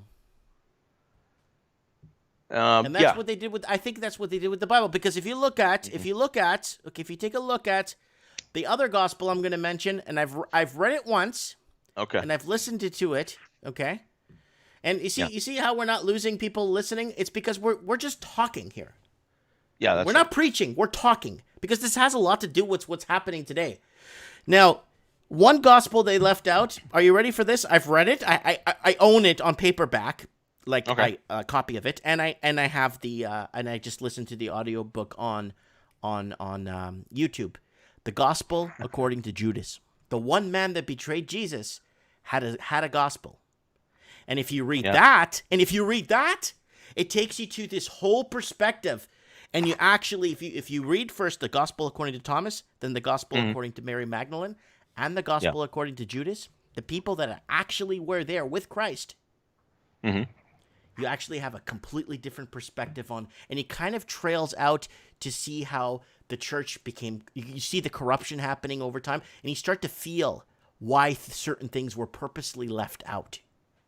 Yeah, there needs to be some cross references why they didn't include them, and they're considered apocryphal books. Someone actually mentioned the Apocrypha. Yes, the Apocrypha is in the Catholic Bible, and it was in the King James Bible for the first 200 years until 1825. The British and American Bible societies removed those books. Yes. Now I have a copy of the original King James Apocrypha. It is interesting, but yeah, it's not. It's there. It's on the shelf if you want to look at it. That's all. I wasn't that concerned. I pretty much stick to the 10 Commandments. I figure that's enough. That's good. And it was good enough. It was good love enough your neighbor, respect your mother and father. That's like if we all followed those rules. This is the thing that I've harped on a lot. Is we live in a time of a complete moral meltdown, guys. So if you're going to navigate a world like this without any kind of star to steer by, you could do way worse than the 10 Commandments. Just pick it as a code. Anything that you want to do dealing with God or with your neighbor, it's right there, and it's simple. You don't need 100 different rules to go with it, right? That's the thing. To navigate this hellscape that we're going through right now, you've got to live by a code of some kind. Mm-hmm. That's all. Raj is saying most people don't even know Christmas is the birth of Christ. No, yeah, well, they've been changing that. But no, hold on. Christ was born sometime in the summer, June, July. But he was, I think he was born in the fall. The Feast of Tabernacles is 8 days. Okay, so so if it had a prophetic marker to it, then he would have been born on the first day. Okay, then he would have been circumcised on the 8th day. Right. The last day of the feast. So because the church chose December 25th because that was a good day of the church, or it was they chose that day was it in the 1300s because that was a day of a good day for the it was some sort of a day for the church. So they chose December 25th. Well, the December 25th, and actually before, in the beginning, and 2,000 years ago, it was the solstice was actually on about the 21st or 22nd. It's the precession. It's the slight wobble in the Earth's orbit is why the 25th is chosen now. Yes. It was actually supposed to be the 25th was the solstice at that time. Someone in here said Jesus did away with the commandments. If he did that, sir, okay, then he was a false prophet. Yeah, and then not only would they have been right to kill him, it would have been a sin not to. Okay, Deuteronomy 12 verse 32 and all of chapter 13. False prophet comes along, says change the commandments, they're dead. Okay, no, he did not do away with the commandments, and yes, they apply today. Okay, and you're not living in love if you don't. Bander one is saying the Bible has been revised so many times it's not funny. Yes, it has many times. Why?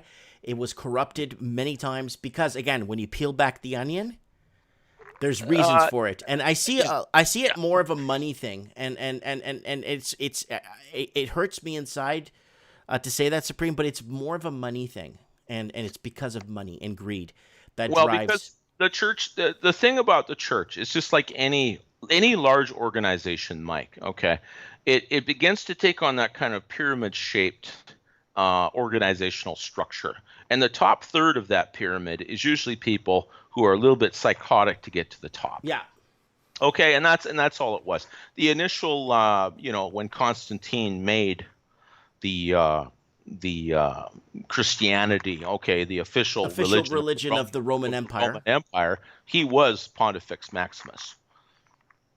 Right, because that was a title, Supreme Bridge Builder in Rome. You had to get permission from the emperor to build a bridge anywhere in the empire, because obviously rivers were defensive fortifications in and of themselves. That's right? Correct. Plus avenues of commerce, and they wanted control over all that. And that's a long story. Yeah, all religion is corrupt, absolutely. Anarchy saying, what did the Bible say about moneylenders? I was going to ask you about that because now we're talking about indebtedness. Mm-hmm. Well, when you're talking about money lenders, okay, first of all, in the Old Testament, you had the Jubilee. Okay, the debts were canceled every 7 years, and every 50th year, okay, there were 7 sevens, okay, 7 years, and then the 50th year was the year of the Jubilee. And at that time, all debts were canceled, all slaves were freed, And if someone had sold your land in Israel to someone else, your family got it back that year. There was no permanent transfer of property from a family who owned it. And you didn't have 25, 30, 40-year mortgages because, the debts are going to be canceled. So as much as anything, it was to discourage lending, because the borrower is servant to the lender, and that is something that was strictly limited. That's not something that you were supposed to do. They weren't money lenders in the temple. Mm-hmm. What they were doing in the temple, is you had the temple tax. And what that was, it was from Leviticus. There was a half shekel that everyone, rich or poor, had to pay. Every man had to pay for a ransom for their soul, for their person. Whether rich or small, you had the same value. And I'll just wrap this up really quickly, guys. We've gone way off topic here, but basically, when they asked Jesus, "Do you pay the temple tax?" That's what they were talking about.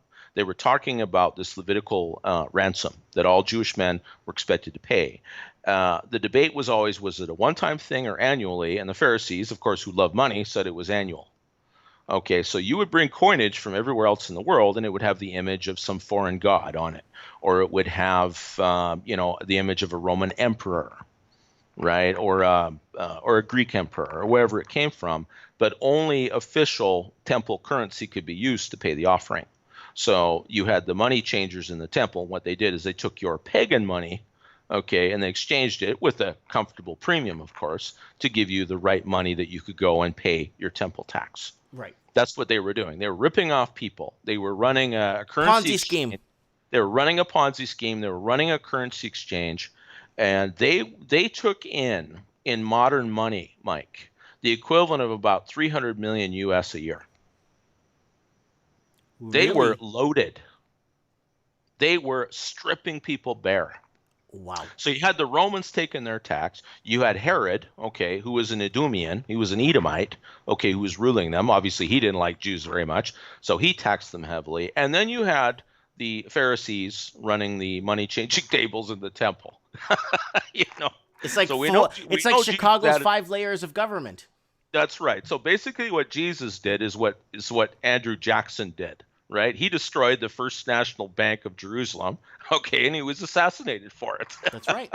That's a lot right. Of people and don't selling off so Greg, that's right. Guys in the comments, Layla, Bander, political foolishness, everybody, Craig Cook, I urge you to type in, I'll show you where it is, okay? Mm-hmm. You go here, type in gospel according to Thomas. Doesn't even look, it doesn't even come up on their search. Yeah, Daniel O'Brien, that's correct. He was crucified on Wednesday, came out shortly before the end of Sabbath on Saturday night. That's right.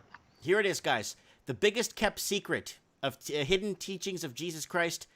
And this is, if you listen to it, the Gospel of Thomas, you will realize why it was left out of the Bible in the first place.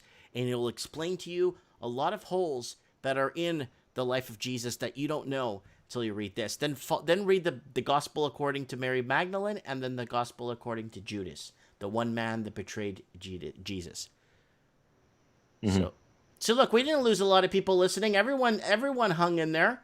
I know, yeah, I know.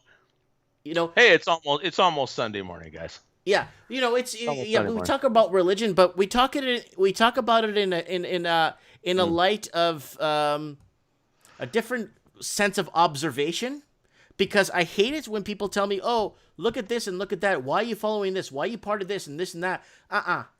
No. Jesus is my man. Jesus was the Prince of Peace. He believed in a lot of good things, and if everybody followed these good things, we wouldn't be in the trouble we're in today. I could guarantee that. I see Jesus as the last of the Old Testament prophets, and he was trying to do the exact same thing that they all were doing.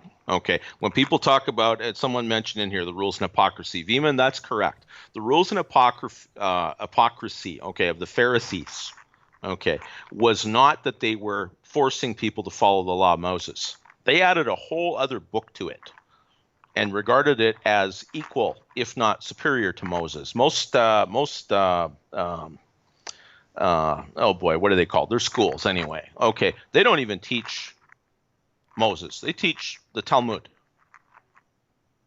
There's thousands of rules that people were expected to follow. They laid burdens on the people that were not meant to be there.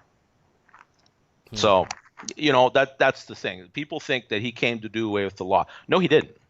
He did not. That was completely unacceptable. That would not have been possible. He would have been a false prophet if he did that. No, he came to establish it. What he did was he took the sin away. He took the penalty away, right? People say, okay, this is what was nailed to the cross. I'm going to use this example real quick, okay, and then we can go into something else. Synagogues, thank you, Duke Investing, yeah. Let's say that you're going through a school zone, okay, and it's 30K, and you're doing 100, and a cop pulls you over. And what does he do? He pulls you over, he asks for your license and registration, and then he gives you a little blue piece of paper. Right? Mm-hmm. Yeah. What's on that piece of paper? It shows the law you broke and the penalty for it. Right? And then you got to deal with it. Okay, so what we have here in the case of Christ is by the blood, what he did was he basically went to court and paid the fine for you. Okay, which is good. All right. You're free to go. You're not free to speed. The law didn't go anywhere. It's still there. Be careful. That's right. Yeah, the law's still there. It didn't go anywhere. It was established by faith. Now you don't have to worry about the curse that comes with it. You still got to follow it because you still get cursed if you don't follow the law in this life, don't you? I don't think jail is a blessing. I don't think poverty is a blessing. Okay, I'm pretty sure starvation is not a blessing. Right? You still got rules that you have to follow. Why wouldn't you? Because they're for your good. The reason God hates sin isn't because he doesn't like people having fun. He hates sin because it hurts people. It hurts you. That's the point. He gave you a blueprint. Now, a lot of people don't accept that. That's fine. That's why I always say there's 10 commandments. They're real simple. And illiterate shepherds living in the Judean hills, 2,000, 3,000 years ago could remember those 10 rules and live by them, and them and God were tight. They were fine. It wasn't an issue. There's always somebody wanting to add more to it. That's the problem. It becomes corporatized after a while. That's why the second temple got burned down. That's right. That's the point. It got to the point where God said, okay, you know what? You guys put this house up for me, and you're not even doing what it's there for anymore, so I'm going to tear it down. And it happened twice. And it's not going to get rebuilt until there's repentance. That's right. Right? And there ain't no repentance in Israel today. It's not happening. Technically, they shouldn't even be there yet. Okay, that sounds controversial. And no, I've got nothing against the Jews. Okay, I really don't. I know they're good, and I know they're doing the best they can. But no, that's Jesus did not come to do with the law. Get it out of your head. Be careful. Okay, the rules exist for your good. It's just that this time around, there's a lot less you have to worry about. Just do it. No one's going to do it perfectly, but there's no place to bring a sacrifice anyway, because there's no temple today. Right? That part was dealt with. So now you can just breathe and go about your life. That's right. Right? That's the point. It's about freedom. It is about freedom. How can you have a prosperous society and a free society? Okay, it was one of the founders of the U.S. said that the Constitution is only for a moral and a religious people. It's wholly unsuited for any other. The reason is, if we're going to give you maximum freedom, you've got to control yourself now. You've got to look after Didn't John yourself. Hancock say that? It might have been John Hancock. Yeah, you've got to control yourself.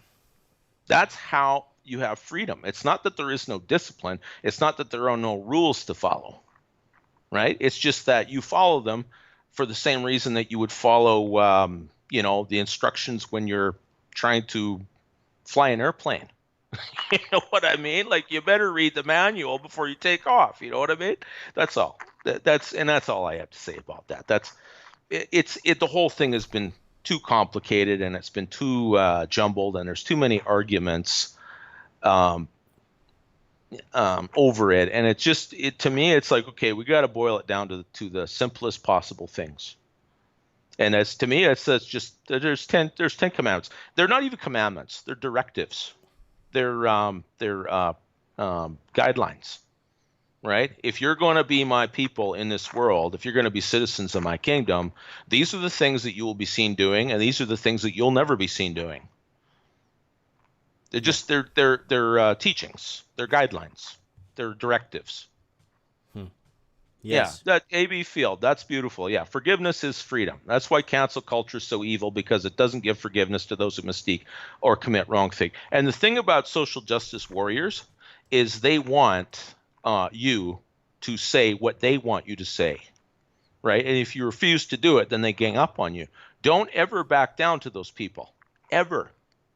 This is the biggest mistake that cancel culture does, is the whole thing is about humiliation and control. They force people to apologize, and then they fire them anyway. I hope they all burn in hell. Yeah, well, if they don't repent, if they don't give their head a shake, or you know what, if they don't start losing some battles, and I mean, sometimes a 2x4 across the forehead will wake you up better than anything else. These people haven't heard the word no in 50 years, and it's time to carpet bomb them with it. Because they're wrong. Simple as that. I'm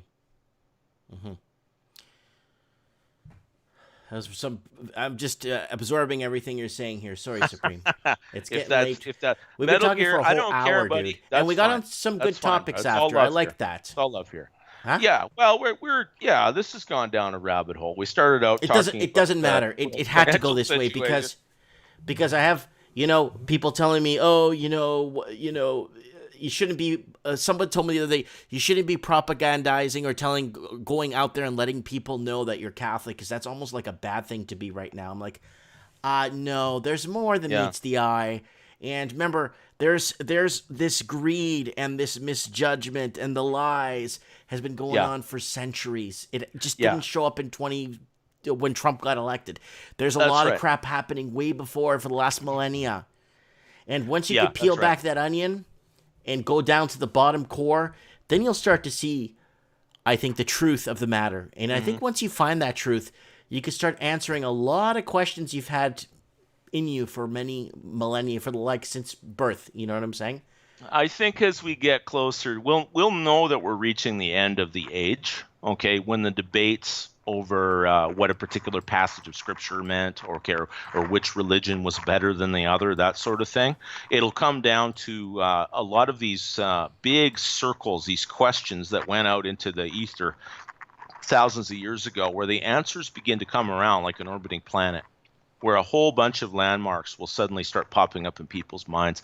I want to say one more thing here when we talk about religions and that sort of thing. Okay, everyone generally agrees that they are all based on a principle of. They're supposed to be based on a principle of love. But as you probably noticed, in an age of moral relativism like we have, okay, you can define love as any damn thing you want. Okay, and the purpose of the 10 Commandments is okay, well, if you were going to walk in love, okay, that looked after your neighbor as yourself, but also please God, then this is how you will show love to the world. You're going to follow these principles. Yeah. They are absolutely going to be non-negotiable for you. You're going to follow them. This is your code. This is your GPS. This is how you will know. I've talked to people, Mike, that I did not know were Christians, okay? But I could talk to them for 10 minutes, and before too long, brother, I could tell who was in the family and who wasn't. You know what I mean? Mm-hmm. Because there's just certain things that sink in, and they come out in their speech after a while. I'm fairly profane. I shouldn't be. I get pretty wound up about things. I get noisy on here. And I smoke, too. Well, you know what, though? I mean, there was an altar of incense in the temple. Right, and they also offered sacrifices on the altar. God smokes and he eats red meat. Mm-hmm. So, I'm not trying to be blasphemous. It's just true. Everything went to God as smoke. So, yeah, Lord Humongous has it right. Spiritual warfare. It is spiritual warfare. That's exactly what it is. Yeah, I mean, lots of people on here, well. Metal Gear, that's a good point. Religion is just mind control. No, it isn't just mind control. Just is a diminutive term. Religion is mind control. You know what else is mind control? Civilization is mind control. Okay, if you don't have religion, you don't have civilization. Period. Full stop. Yeah, religion causes a lot of problems, but some of its side effects are civilization and functional families. Yeah. So I make no apologies for it. It isn't going anywhere. 90% of the population has a religious inclination. So even from a Darwinist perspective, it's a plus. Because we also replace the people that get killed in those wars. You know, if there is no religion, well, then it's the burden of proof isn't on me to explain why wars are bad. You know what I mean? Mm-hmm. Yeah, because it's just the competition, the struggle of favored races and the struggle for survival, or whatever it was in that Darwin book, right? Anyway, that's a deep well for another day. Anyway, Supreme, we've been talking for exactly 1 hour. I guess it's been an hour. Yeah. Well, it was nice to be able to get on and interact with everybody. It's good. I miss all of you. Sometimes it's my fault. Sometimes when I lead the conversation through this. But if you backtrack the conversation, it ended with be good to religion and the hidden codexes that we talked about, or gospels that should have been added. Then it goes back to money lending, money corruption. If you go down that rabbit hole, if you go back up the rabbit hole the way we came down, you see we went through time, right from where we are right now with COVID, all the way back to basically before Christ. Well, absolutely. I mean, plagues, wars, rise and fall of empires, all of the things we're witnessing right now, okay, are as old as the species. Right, guys? Like, the world's not coming to an end. And corruption and hate and evil has been there all millennia. It's been there thousands and thousands and thousands of years. It's always been there. So if we're in a bind right now in 2020, this has happened before, but maybe 20 times worse. Yes, and I'll leave it with this. Okay, love, passion, belief, okay, conviction. These are things that people have.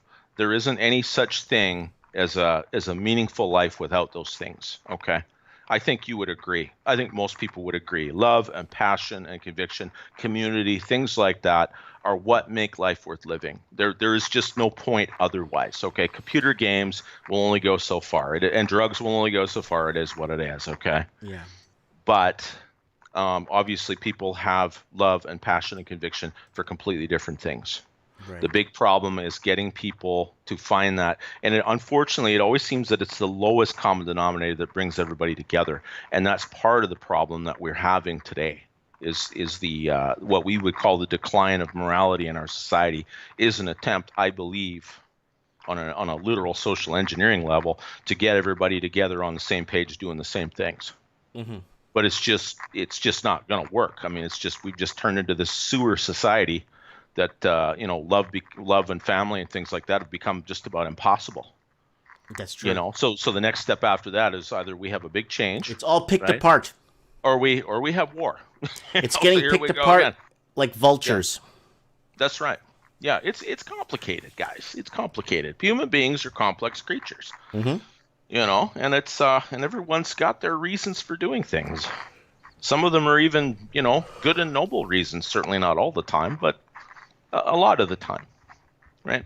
So anyway, that's about all I have to contribute. So thank you very much for having me on. And God bless you, Supreme. God bless you. Take care, everyone. We'll talk through the week. Yeah, well, we can wrap up that Shadow War thing too this week if you like. I'm going to put a list of about 20 points together, and then I'll just itemize them, and then people can form their own conclusions. Thanks, brother. All right, man. Okay, take you. care, everyone. Bye for now. Bye. That is our man Supremo Canyon. You know what time it is? Red Pill Gary, thank you. Mike Banks, thank you. Lord Humongous, thank you. Metal Gear Mark III, thank you. Veman 293, thank you. Layla, Johnny D, The Raven, Craig Cook, Lord Humongous, of course, Anna Key, Anthony, Revolucaba, Steve Stevens, Tig Nim, Tequila Mockingbird,